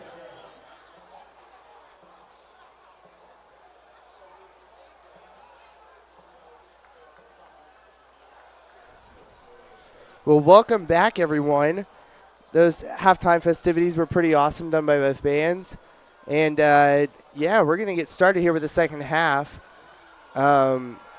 There was a lot of stuff that happened as Conroe is coming out now onto the field. The Woodlands are about to come out of their tunnel. And, yeah, let's talk about the first half. So well, before we do, though, I do want to say you have to watch Conroe's band. They were amazing. Their percussion group was incredible. Their bass player playing the big bass drum, hats off to you, buddy. You were amazing. We loved it. So talking about the game, Peyton. Yep. So the Woodlands it's just been all offense tonight has been all Woodlands mainly. It's been a big defensive battle for both teams, but I want to start out with the Woodlands offensive plays. Obviously, Carter Cass had that 5-yard reception touchdown at the start of the game, and then Dalton had a little interception. He got a little startled, but it's okay. He kind of got back into it as it went, and then later, that Jason Haskins had a 35-yard rushing touchdown, and then right before the half, that 62-yard reception touchdown by Jason Bourne. Jason Bourne over there. he looked like Jason Bourne the way he ran that route. So, yeah. And then just on the Conroe side, all they've had tonight, really scoring wise, is just Nolan Bradbury with that field goal. Yeah, I think you had the botched punt where the ball went through Crudgington's hands, and Conroe had great field position, couldn't capitalize, was only able to get the field goal. They were just not able to move the ball. The Woodlands defensive pressure, Magnus Hernan's got 2.5 sacks tonight. He's been a terror on that defensive line. So he's already leading the district coming into the game with 12 sacks. So just the pressure that the Highlanders defense has been able to put, again, leading the district in pass defense. And then the big thing they've been able to do, too, is stop Alex Myers, the district's second leading rusher for the Tigers. He's had really no room tonight whatsoever. So as we were going through the middle of the second quarter, it was only 7-3, but the Highlanders were able to capitalize there to get those 2 touchdowns in the second quarter towards the end. So now you see the score 21-3 as we start this third quarter. So the Highlanders will receive and go out on offense first. So you'll have Bradbury kicking off here. High kick. Looks like it's Stewart the miscommunication there. He's going to be able to go back and pick it up. Going around the right side. He's going all the way to the other side of the field, and the Highlanders are going to have terrible field position to start this second half. Miscommunication there on the kickoff between Stewart and one of the up backs here on the high kick. Stewart let it get past him and was fortunate that was able to recover it and not get caught in the end zone for a safety there. Yeah, that was pretty close. So not the start you had hoped if you were the Highlanders. Ball on the 4-yard line. Now the Conroe defense is hoping they could capitalize. They've been able to get some good pressure. They've run some blitzes. They got burned on the one on the deep touchdown by Bourne. There was no safeties back there. And Dalton made them pay on that play. But we'll see what they do here. Dalton handoff to Haskins up the middle. He's got a little bit of room still on his feet. And the Conroe defense, after a pickup of about 5 yards. So 2nd down and 5 for the Highlanders.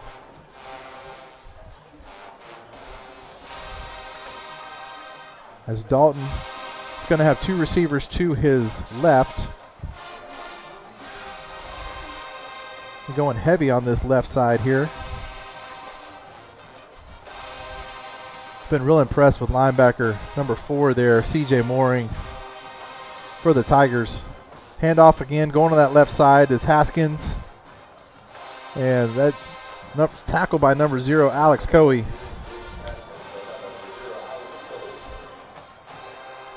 Nice job there by the Conroe defense. It's going to bring up 3rd and 3 for the Highlanders as Cass checks in, who had the big play, had the first touchdown. Highlanders will go 2 receivers to the right. Mooring looks like he's coming on a blitz. Tigers showing pressure. And looks like they may have stopped Haskins short of the first down. Nice defensive effort there by the Tigers. That'll bring up 4th down. So you have to be happy if you're the Conroe Tigers on that defensive effort there. After the miscommunication on the kickoff return. Crudgington will come out to punt. Tyson Clinton on the snap. Good snap there. The punt. Good punt. It's going to take a Woodlands bounce. Going to be stopped at the 49-yard line. So Conroe's going to have great field position to start this second half after a really, really good defensive stand by the Tigers. Yeah, and it's been mainly, looks like Conroe's got a little bit of momentum here with their defense starting, and we will see what Nunley and this offense will decide to do here. Yep, let's see what adjustments they make at halftime. They're going to go 3 receivers left. Myers in the backfield are going to have motion. Nunley, quick throw, wide receiver screen out to that left side to number 8, Elijah Harris. Extracurricular there on the sideline on the far side.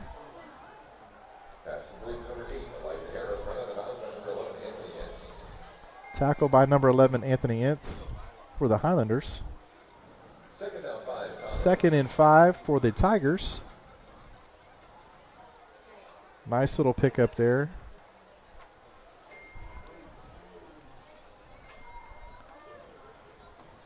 Two receivers left.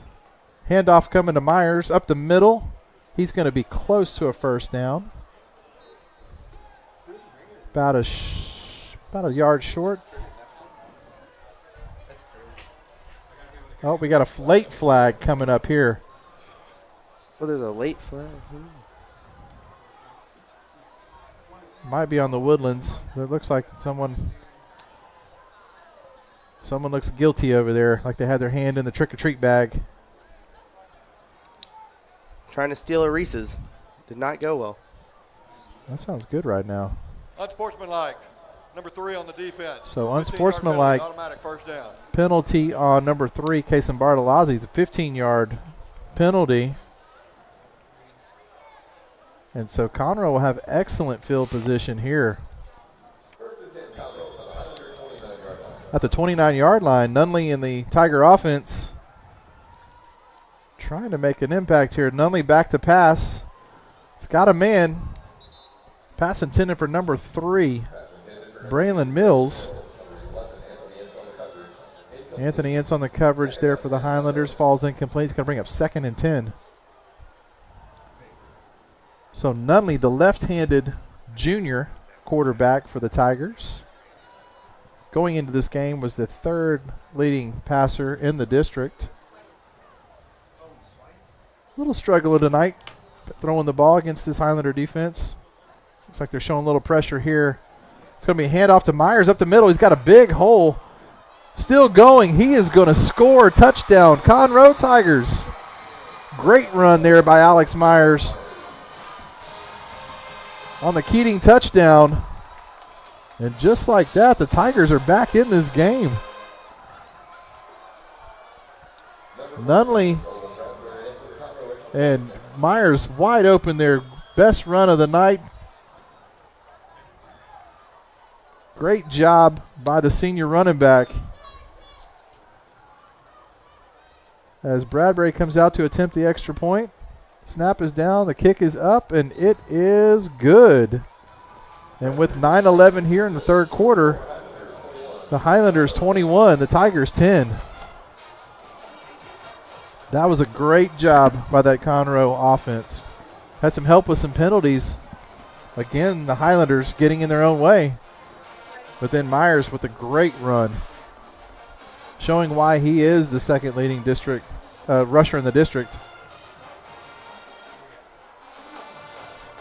And as we said in the beginning of the broadcast, Peyton, the Highlanders had a little trouble with the run. And on that play right there, Conroe did a fantastic job. A little misdirection and getting Myers some room to run, with him doing the majority of it there, breaking tackles. Yeah, and taking it to the house. Yeah, the Highlanders thought he was running up the middle, and then Myers just pushed outside and was able to just turn up field and turn on the Jets. He broke a couple tackles there, too. Yep. It's pretty crazy. Yep. Able to break free. And so Bradbury out for the kickoff. And let's see what happens here.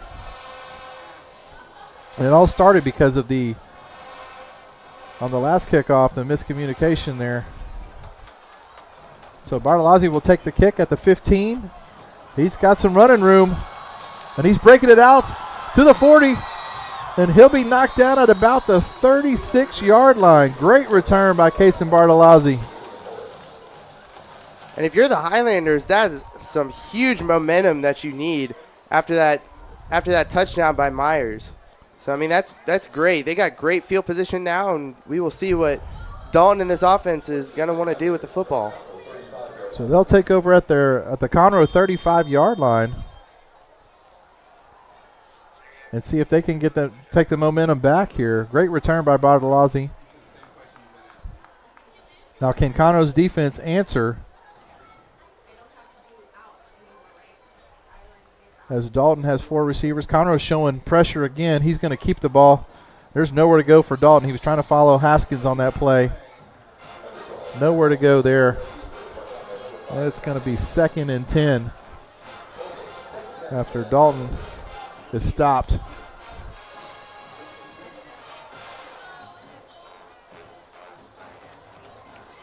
So 3 receivers on Dalton's right.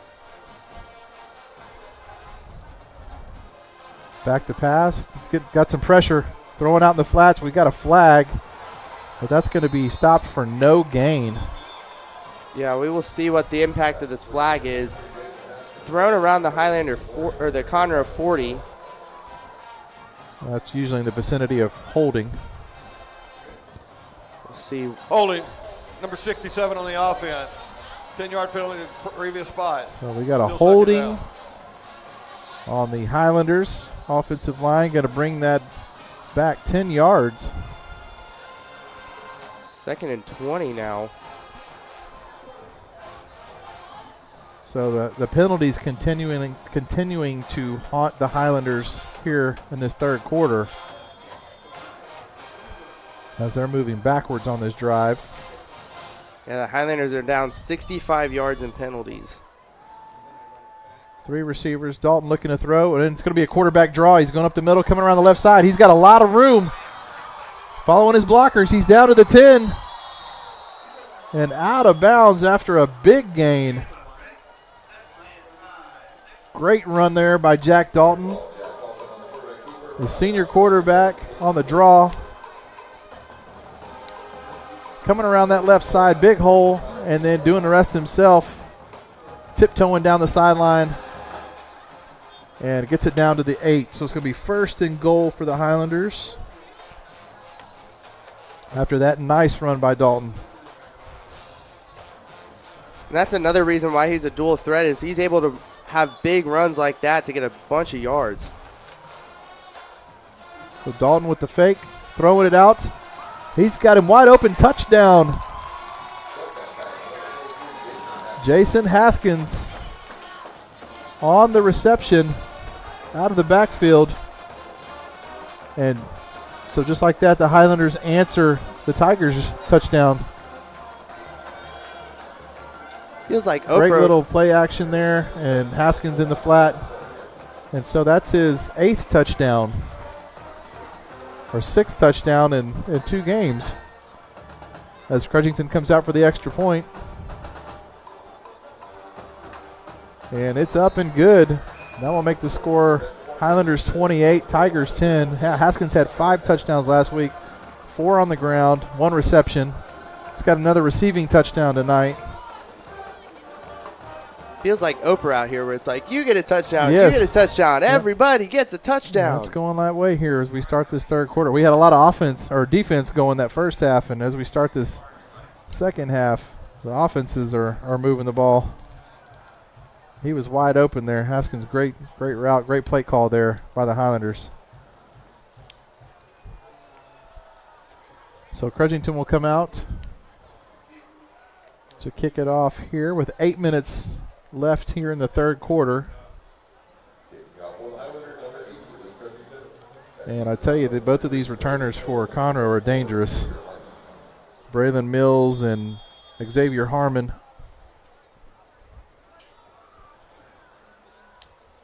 as Crudgington gets ready.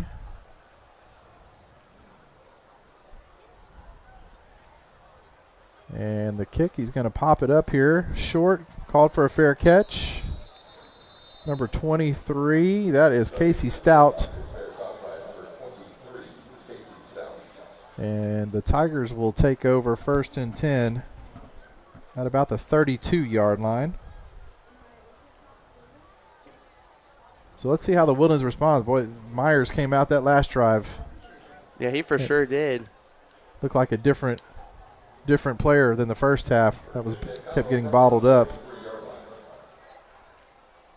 Let's see if the Tigers decide to lean on him a little more. With Nunley's got 3 receivers to his right, 15 in motion. And it's going to be a handoff to Myers on the left side. Nowhere to go this time. Yeah, Herndon and that O-line just crashed down on the play and just stuffed the run there, and there was nothing. Excuse me, D-line. 2nd and 8 for the Tigers. Still 3 receivers to the right. Nunley back to pass. He's got a little pressure. He's going to make a throw. Sliding catch by number 15, Jackson Taylor. And that'll be enough for a Tiger first down.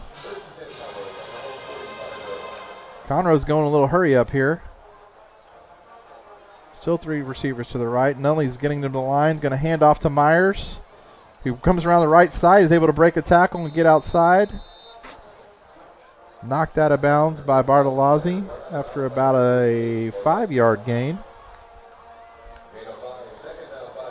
2nd and 5 for the Tigers. As Nunley checks the play from the sideline. Myers in the backfield. Mills in motion. Nunley back to pass. And Herndon is in the backfield again. Throwing it deep down the left side. No flag. Mills was the intended receiver. And again, Herndon in the backfield.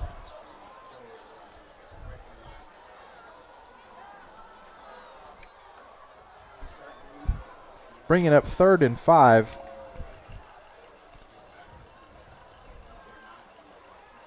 Nunley. Hand off to Myers again. Another nice run. Myers is starting to get some momentum going the second half. It's going to be a first down. Stopped by Dang Wei. 1st and 10 for the Tigers. Another nice run there by Myers. Max Mitchell's helmet came off too, so he'll sit out of play on the sideline. Highlanders showing blitz here. And, oh, Nunley spun out of a sack, and it throws it away. Nice play there by Nunley. The Highlanders brought the pressure, had Nunley in their sights, and he was able to spin out of it. What a play.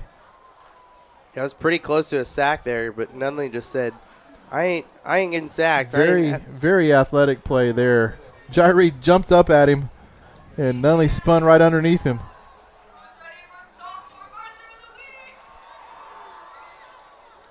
Nunley, handoff. Myers trying to go around the left side. Nothing there. Trying to find a hole. Nice stop there by Cole Carlin, the linebacker for the Highlanders. Dylan Carpenter as well on the coverage there. So 3rd and 8 coming up for the Tigers. The ref's raising the roof down there. What's going on? I don't know. There must be a party or something. Yeah, he's like he was raising the roof. Another high snap. Nunley's able to bring it in. Got a little heat. He's able to.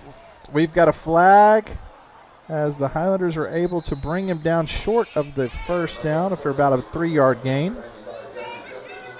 They might have a holding call here. Holding. Number 75 on the offense. And 10-yard we penalty do. from the previous spot. Still 3rd down. So we'll bring it back 10 yards. That was on the blitz there.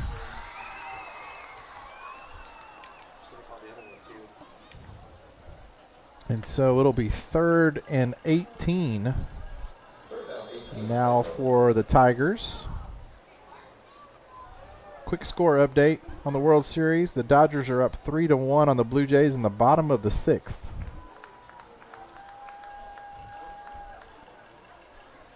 As Nunley gets ready. Myers in motion out of the backfield. Nunley back to pass. We've got pressure, and the Highlanders are going to bring him down. Another big sack. That was Luke Podolsky. Luke Podolsky there. The senior linebacker. And with that, the Tigers will have to punt. There was pressure coming from both sides. There was nowhere to go. Garcia back to punt again for the Tigers. And Parker Stewart and Kason Bartolozzi both back for the punt return. Garcia, good punt. Stewart will receive it at about the 18 and will come around the left side and will get it out to about the 30. And so we'll turn the ball over here. And the Highlanders will take over with 4:51 left here in the third quarter at about the 30-yard line.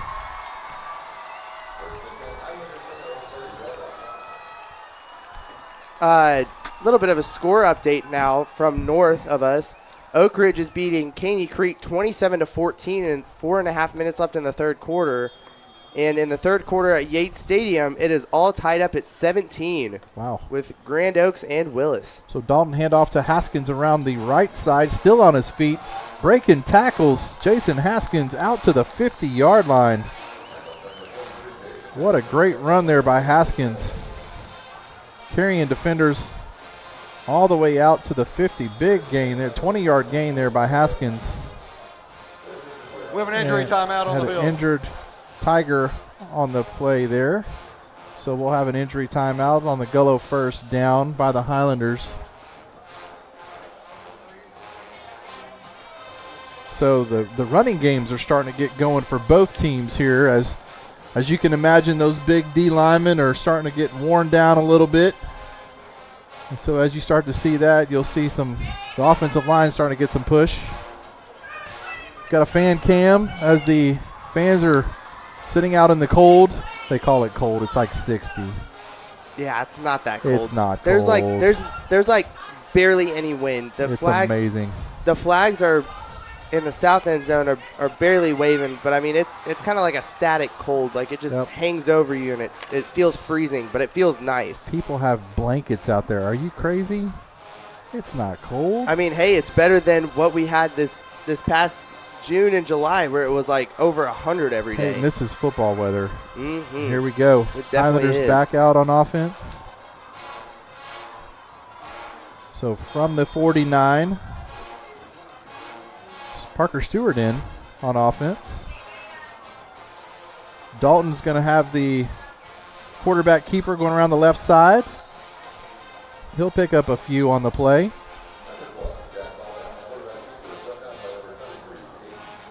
And so we'll have 2nd down and 6 after a 4-yard gain. Stewart comes back out. Haskins back in for the Highlanders. On 2nd and 6. Dalton will have 2 receivers out wide to his right. Haskins in the backfield. Weddle in motion. It looks like he's coming across. Haskins up the middle again. Nice run there, following his line. He's going to be out close to a first down. Looks like he's going to be about 2 yards short.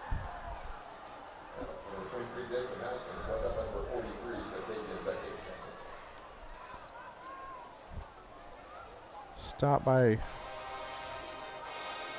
23 there.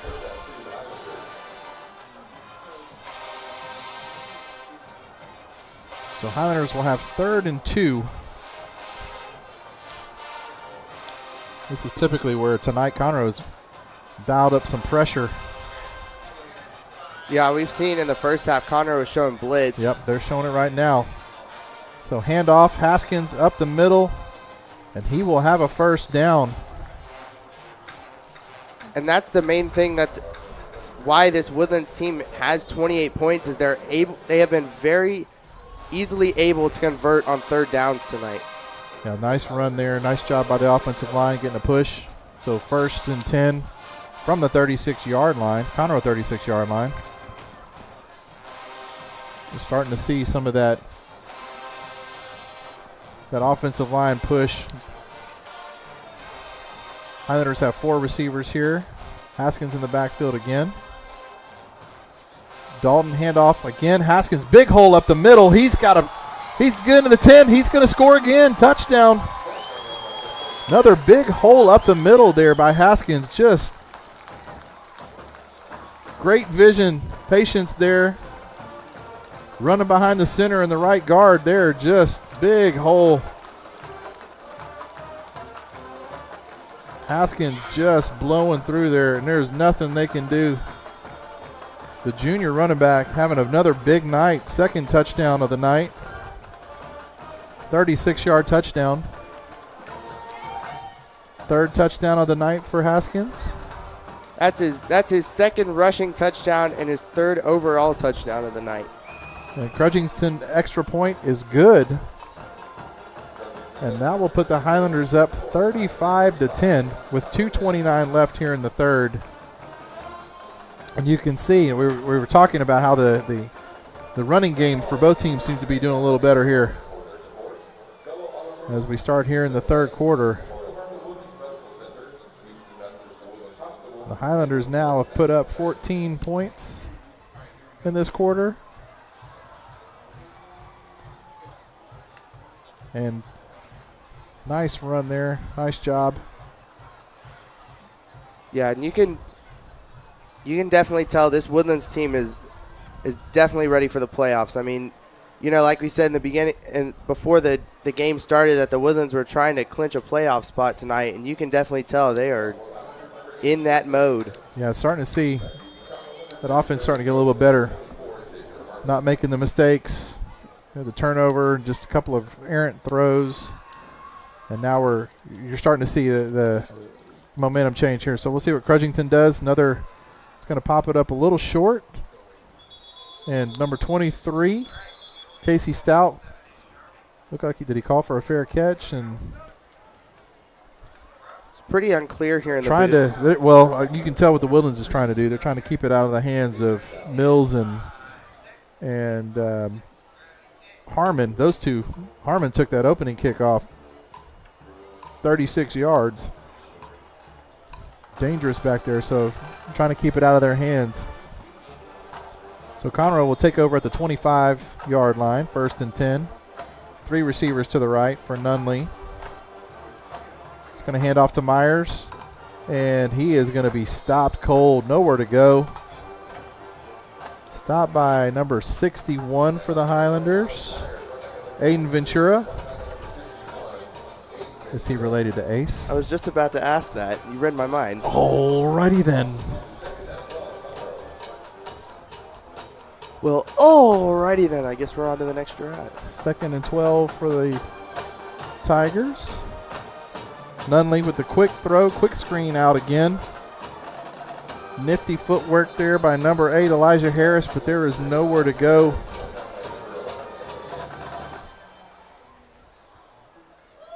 He's going to lose a few yards there. Parker Stewart on the tackle. Bring up 3rd and 12.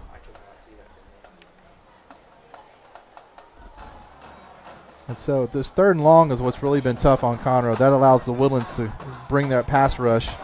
Nunley again.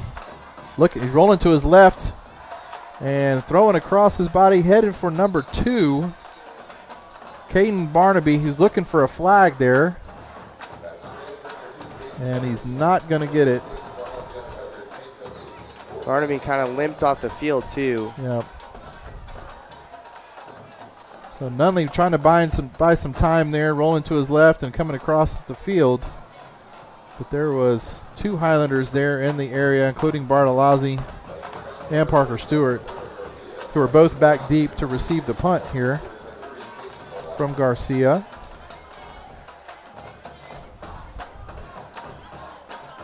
The snap, the punt, good punt by Garcia. And it's going to take a Conroe bounce. Looks like it's going to get out to the 50. A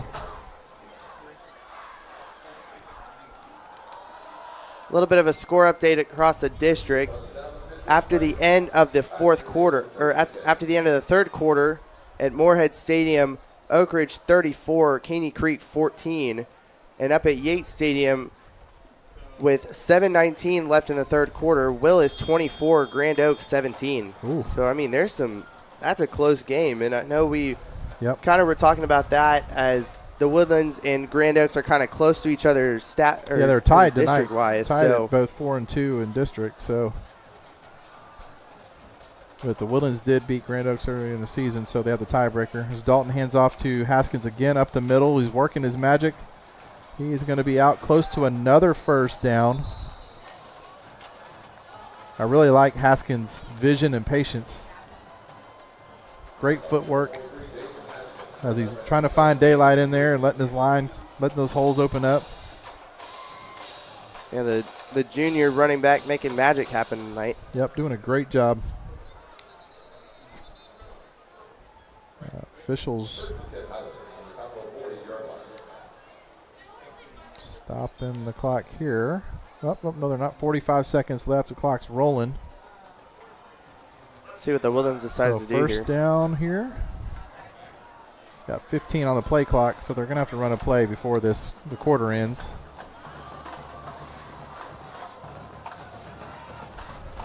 Conroe showing blitz. Dalton with the quick throw. Looking for number 19, Colton Weddle there. Pass was a little high, and I don't know how you throw high to him because he's tall. Weddle's a very big target out there. So that one's a hard one to miss. So that'll stop the clock there with about 25 seconds left in the quarter. Second and 10. 3 receivers at Dalton's right. And he's going to take the quarterback draw around the left side. And he'll get out of bounds at about the There's a late flag. 34. Yeah, we had a late flag. This might be against the Woodlands here. I mean, with the amount of flags tonight, you can definitely tell there's been a rivalry going on for a long time between these two teams. Might have been may have been a hold here on the edge. Looked like it's one of the receivers. He was holding a corner. See what the ref decides. Yep. The Woodlands is moving back, so I'm pretty sure it's going to be holding on the Highlanders here. Look like the Holding. receiver here. Number 4 in the offense. 10 yards from the spot of the foul. Repeat third down. Correction, second down. So it'll be second down. But from where it was the spot of the foul, so it was up the field. So it looks like it'll be second and 13. Well, I think Dalton would have been second and about 2. So knocking it back there. Or second and 3.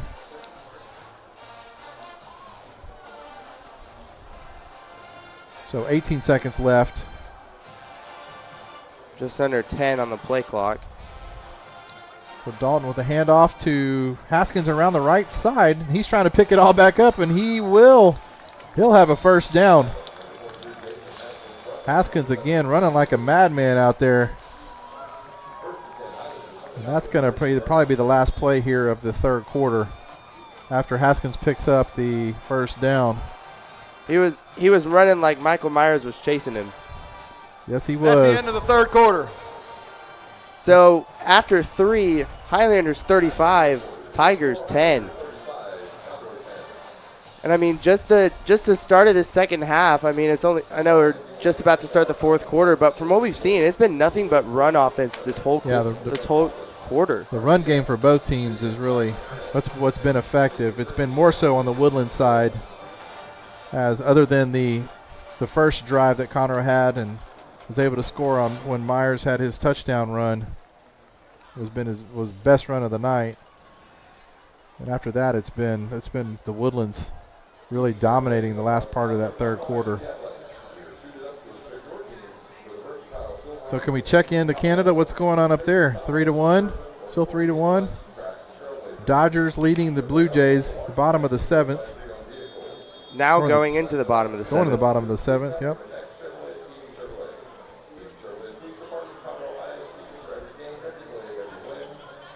And so we'd like to thank our sponsors, Sam Houston State University, who's not having a good night of football tonight.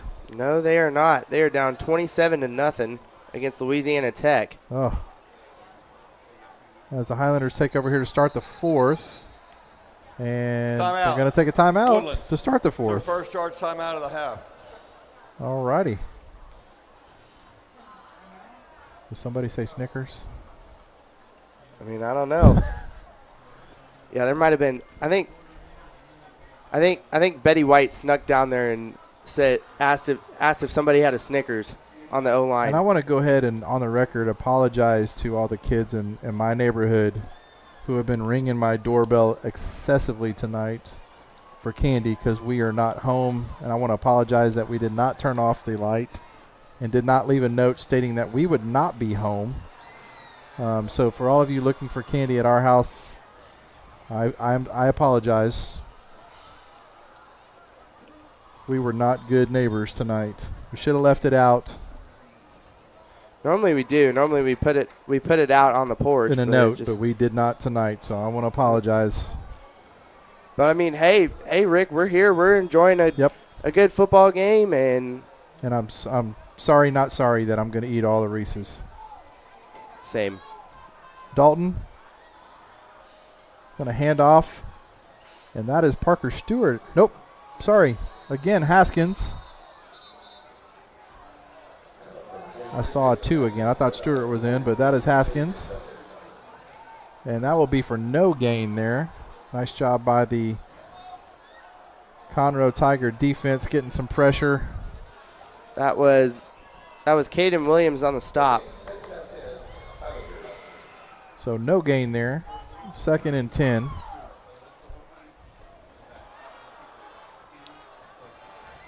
The Highlanders having some personnel confusion here. I think they got it worked out. So Haskins again up the middle. Another nice hole there for him. And he'll be stopped at about the 22-yard line. Nice pickup there of 8. 3rd and 2. And it's looking like that Tiger defense is starting to get worn out. They've been on the field quite a bit the second half. A lot of their success, I think, was that they were able to get the Woodlands offense off the field, but their offense has not helped them out that much the second half. Haskins again, big run, big hole.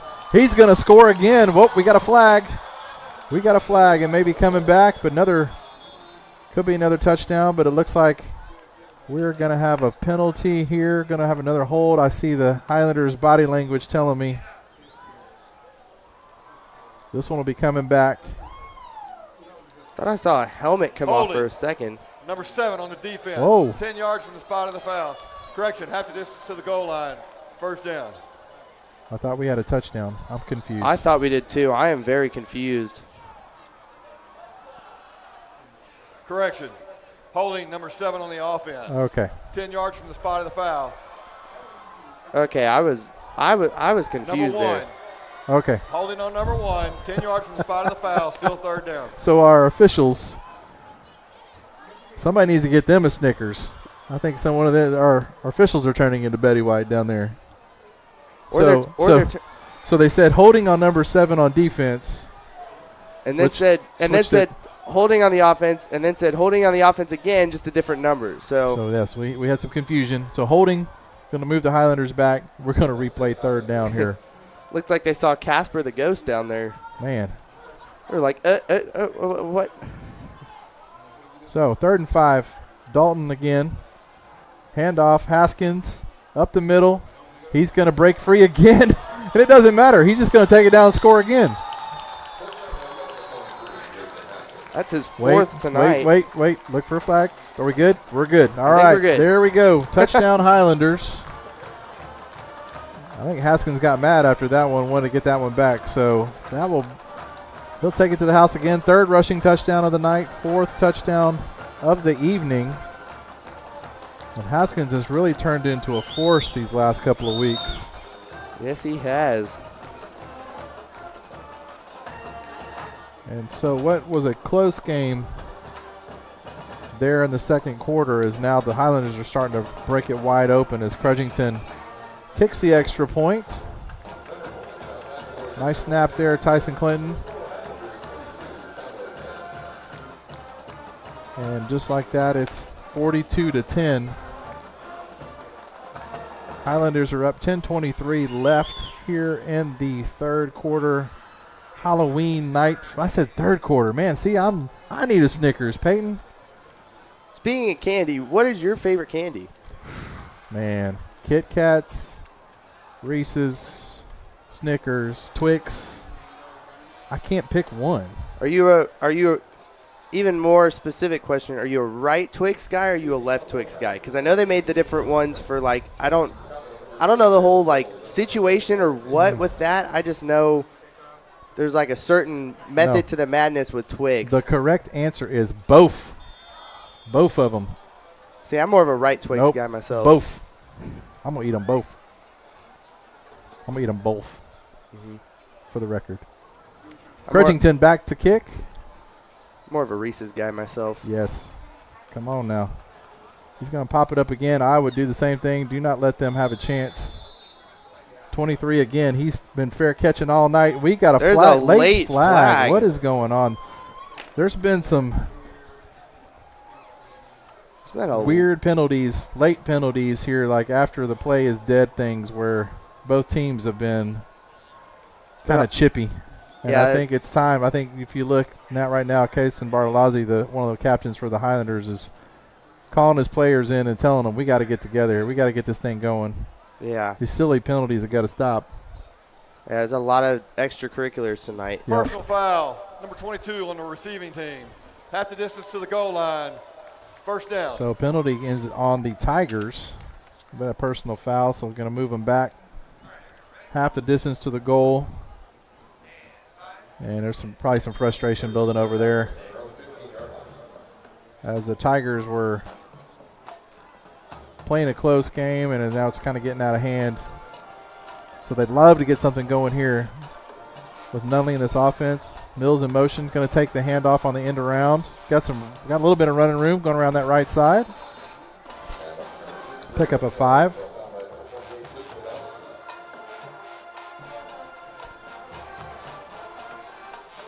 So with 10 minutes left here in the fourth quarter, 2nd and 3. Nice pickup there by Mills. Nunley, quick throw out again to Elijah Harris on the screen. He's had quite a few receptions tonight, but 0. Not much as far as any yards going there. So Nunley with 3rd and 1 here. We got a flag. I think we may have a false start on the Tigers.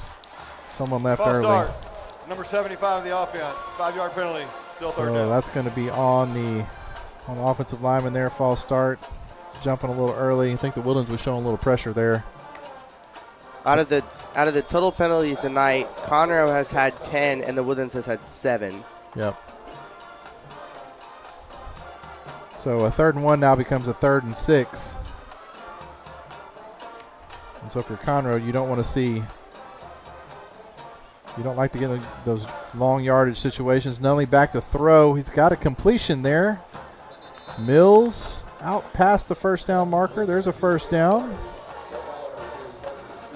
Nope, I'm sorry, that's number 2. That's Caden Barnaby on the catch there. So that'll be a Gullo first down for the Tigers. Nunley moving quick. Hand off to Myers.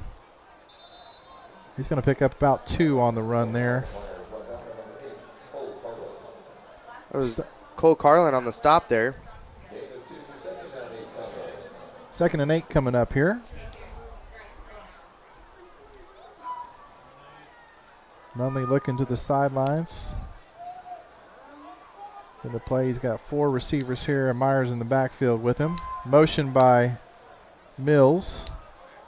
Nunley back. He's got some pressure. He's just going to throw it in the ground. And there's Herndon again in the backfield. He had his sight set on him again, and Nunley said, no thanks. I'm going to throw this one in the ground, not take the sack. Yeah, Herndon turned on the Jets there. He was full speed. He is having a field day over there. I mean, especially coming into the night because he was leading the district in sacks. Yep. So he was looking to eat a little more. He's a junior. Tonight. He's got another year or so. Nunley again back to throw. Got some heat, dancing around, and we got a fumble. Highlanders pick it up, and they will take it down to the 5-yard line on the turnover. I think that was Herndon again, and we've got another flag. There was something happened at the end of the play there.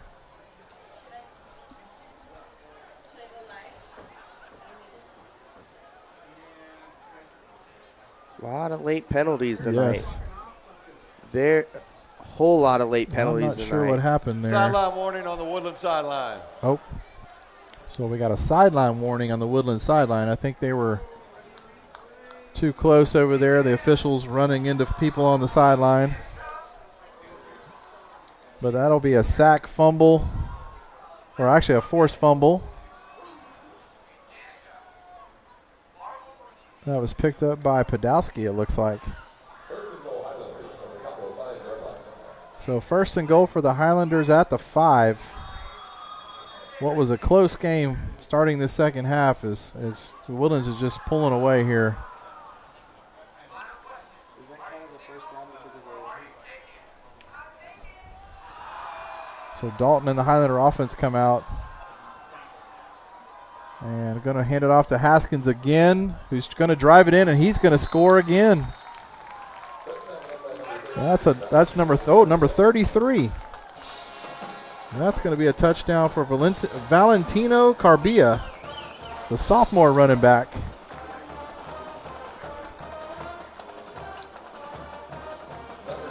On the 5-yard touchdown run.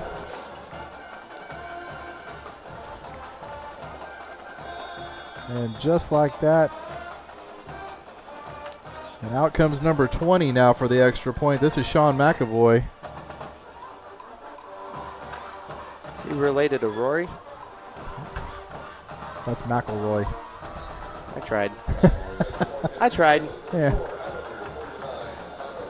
And with that extra point, the Highlanders are up 49-10. Yeah, I mean, basically at this point, the Highlanders are just carving pumpkins down there. Yeah. So 8 minutes left here in the 4th quarter. Are we going to do 49 push-ups there? They're going. Why are you looking at me like that? Are you going to do some push-ups too? Okay. No. So if you're Conroe now, it's tough being down. It was close. I mean, it was close as we were starting the 3rd quarter. They had some momentum. They were able to get the touchdown, and they were down 21-10, and it's been all downhill since that point. As the Highlanders have now outscored them 28-0 since that touchdown. Especially if you're trying to block Magnus Herndon, yes, who has just turned on the Jets and has just been blitzing full speed almost what seems like almost every play to get to Nunley. He's getting put a lot of pressure tonight, so that's been the key. Has been the pressure there.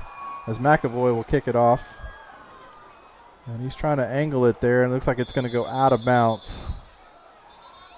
And so that'll be a flag, and we'll see.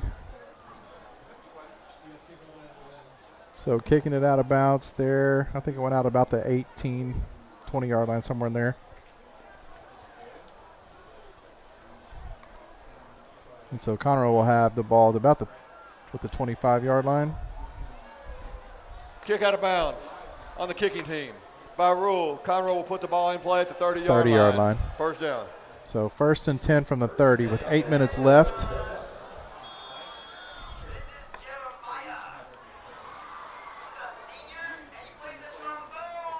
And so number 6, Jackson Reagan will come into the game at quarterback. And he'll hand off here. That is a nice run by number 22, Shane Patterson. And he'll have a nice gain there for a first down out to the 40.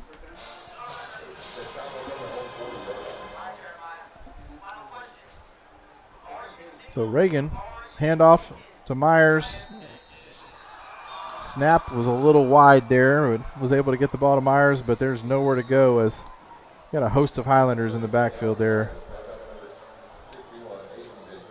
Little score update for you. Oak Ridge just scored. It is now 41-14 over Caney Creek. The score at Yates Stadium has not moved. I got it tabbed over here. Keeping that update for y'all. Well, we got another flag. I think we're going to have another false start. Kind of mentioned that a couple times. Not all players got set before the snap. We have a false start. So not everyone was set. 5-yard penalty. Still second down. So it wasn't any one particular. It was many of them there. Quick score update on the World Series. Dodgers up 3-1, top of the 8th. Man, they must be really breaking Toronto tonight.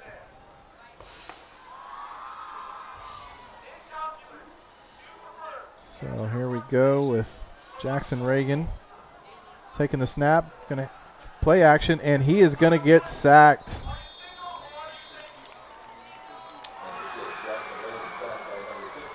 And that is again that 61.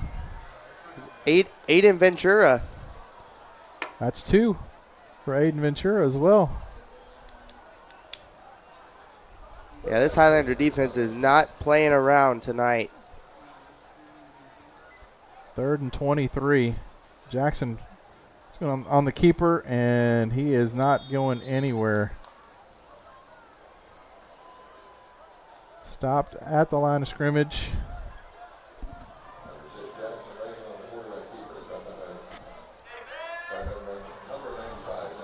That was Jari Jefferson there on the stop as bring up 4th and 23, and Conroe will send out the punting team. And Roberto Garcia will punt it. Bartolozzi back deep for the Highlanders.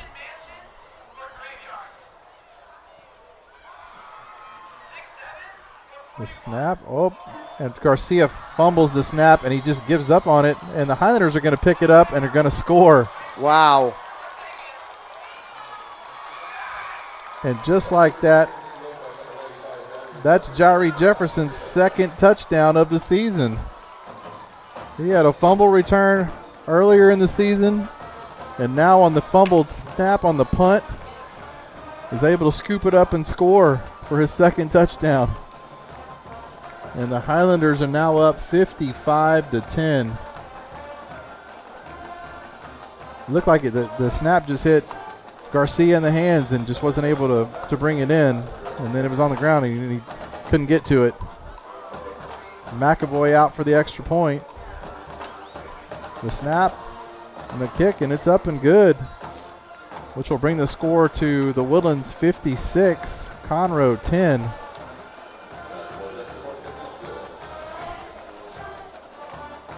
Score update now at Yates Stadium. It is now 31-17 Willis.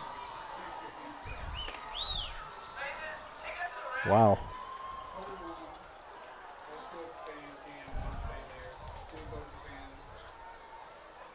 And looking now at both sides in the stadium. Looking now at both sides of the stadium, both bleachers are starting to look empty. Why do people look so cold? It's amazing. It feels great. Yeah. Really does here in the booth, Peyton. Yeah, I mean, it's kind of chilly. But we're sitting good. We're warm. Perfect. So, I mean, we're good. We're chilling. It's perfect. See, the band's getting into it tonight. Yeah. Even the cheerleaders getting into it tonight. Got the pink pom-poms. Tomorrow is November 1st. Hey, by the way, Sunday is the time change. It's the good one, y'all. This is the one where we fall back. So you get that extra hour of sleep. So enjoy it. As McAvoy is going to pooch it up in the air again. Is that number 23 again? My man, 23. Casey Stout with the fair catch. I think he's probably got a record for fair catches in a game tonight. On every one pretty much. But he's done his job on special teams. He's caught every one of those. Done a fantastic job, Mr. Stout. As the Tigers will take over at the 35-yard line. Reagan Jackson's back out again. I'm sorry, Jackson Reagan is your quarterback for the Tigers. Mills in motion. He's going to keep it, but he's going to pick up about 2 yards on the keeper. As the Highlanders have made some changes there on their defense. Yeah, that was Max Mitchell with the stop there. I see number 91, Kellen Hearn in on that defensive line.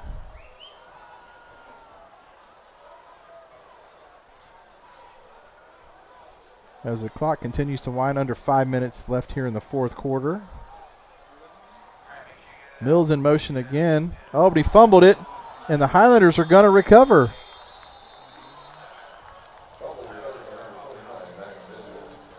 Max Mitchell on the recovery. On the fumble. And the Highlanders will take over at the 30. Let's see where they spot it. Where did he pick it up at?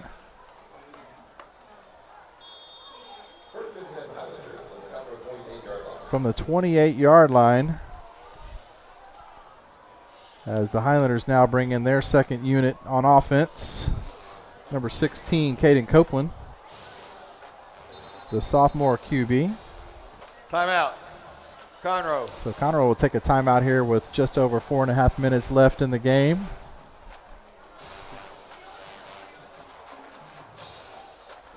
And so I can hear the band going. That Conroe band, and I want to give, again, big props to the Conroe band.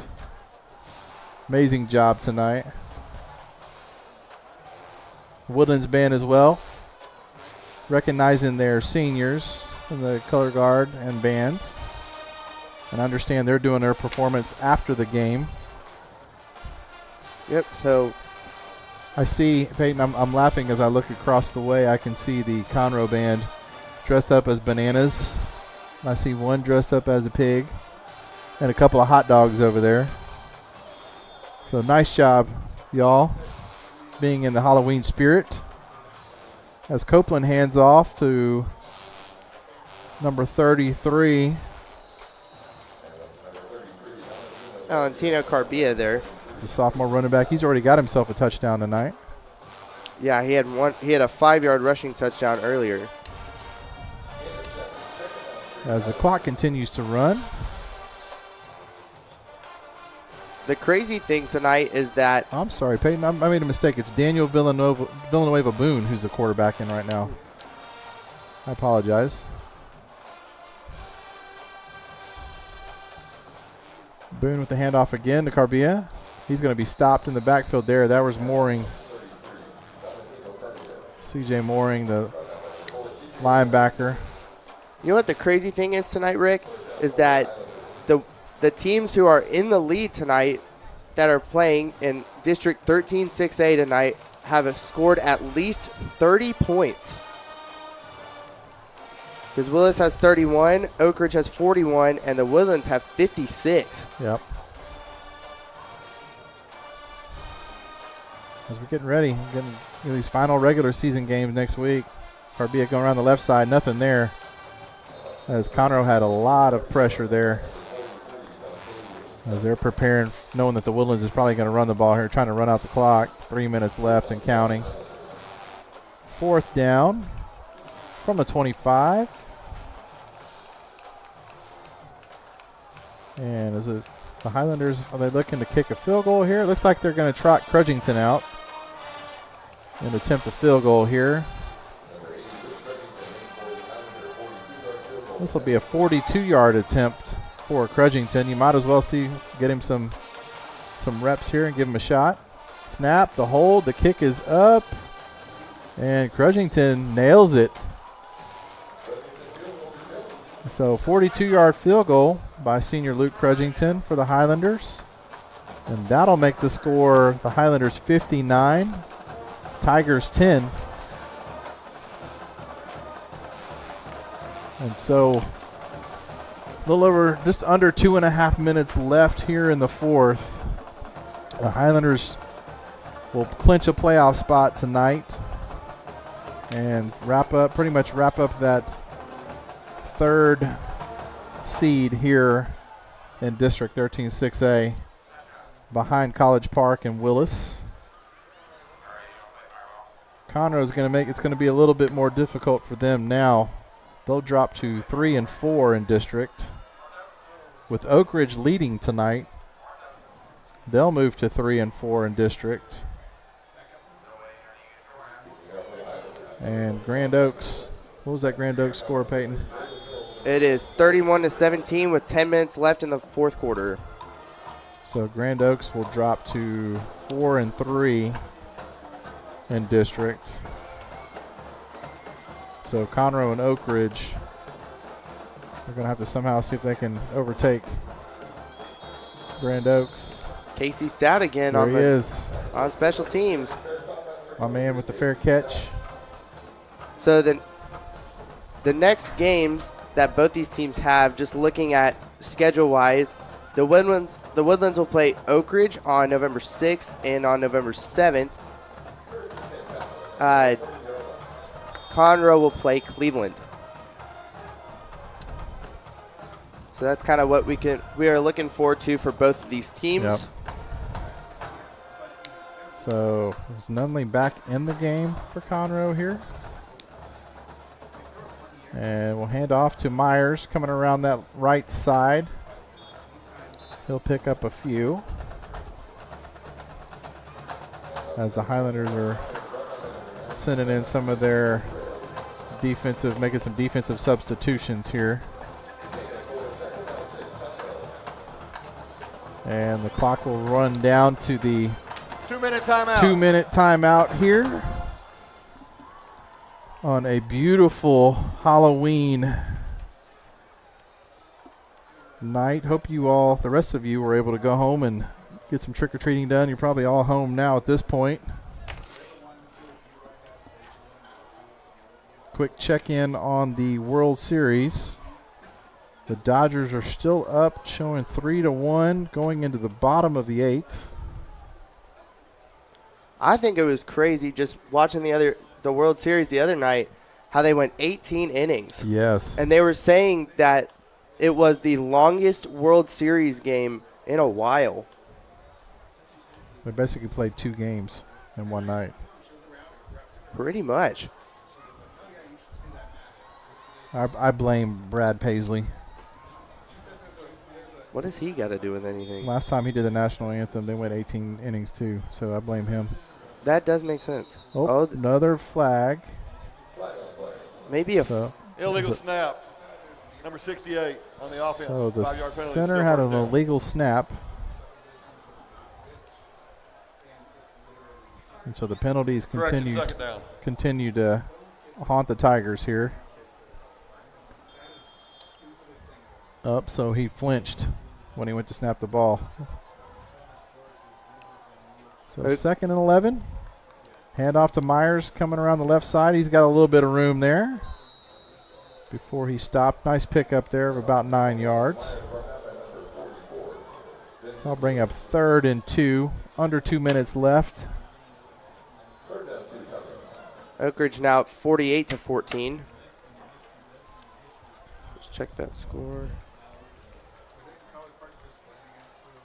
So Oak Ridge will likely move to 3-4, so they'll go into a tie with Conroe in district.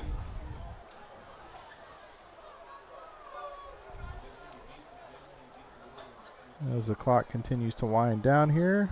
Mills in motion. We're going to hand off to Myers coming up the middle. Myers will have the first down for the Tigers. And that's their 10th of the night for Conroe.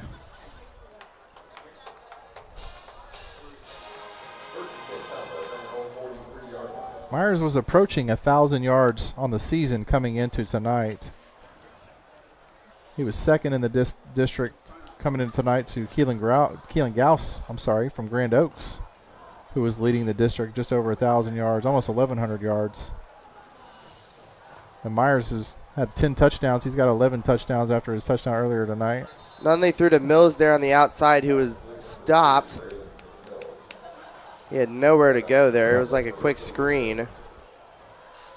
As we were under 30 seconds and the clock continues to run. Conroe trying to get in final couple of plays here.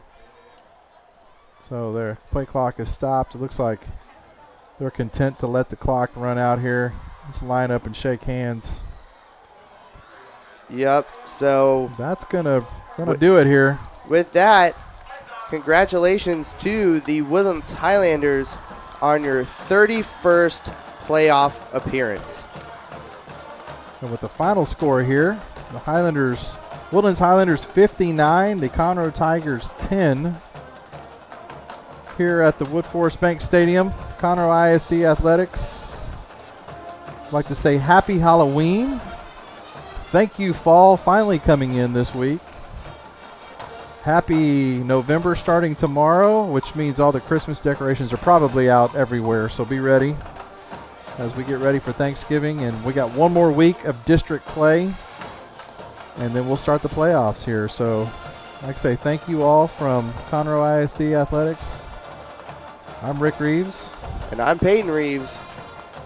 And we will see y'all on the flip side.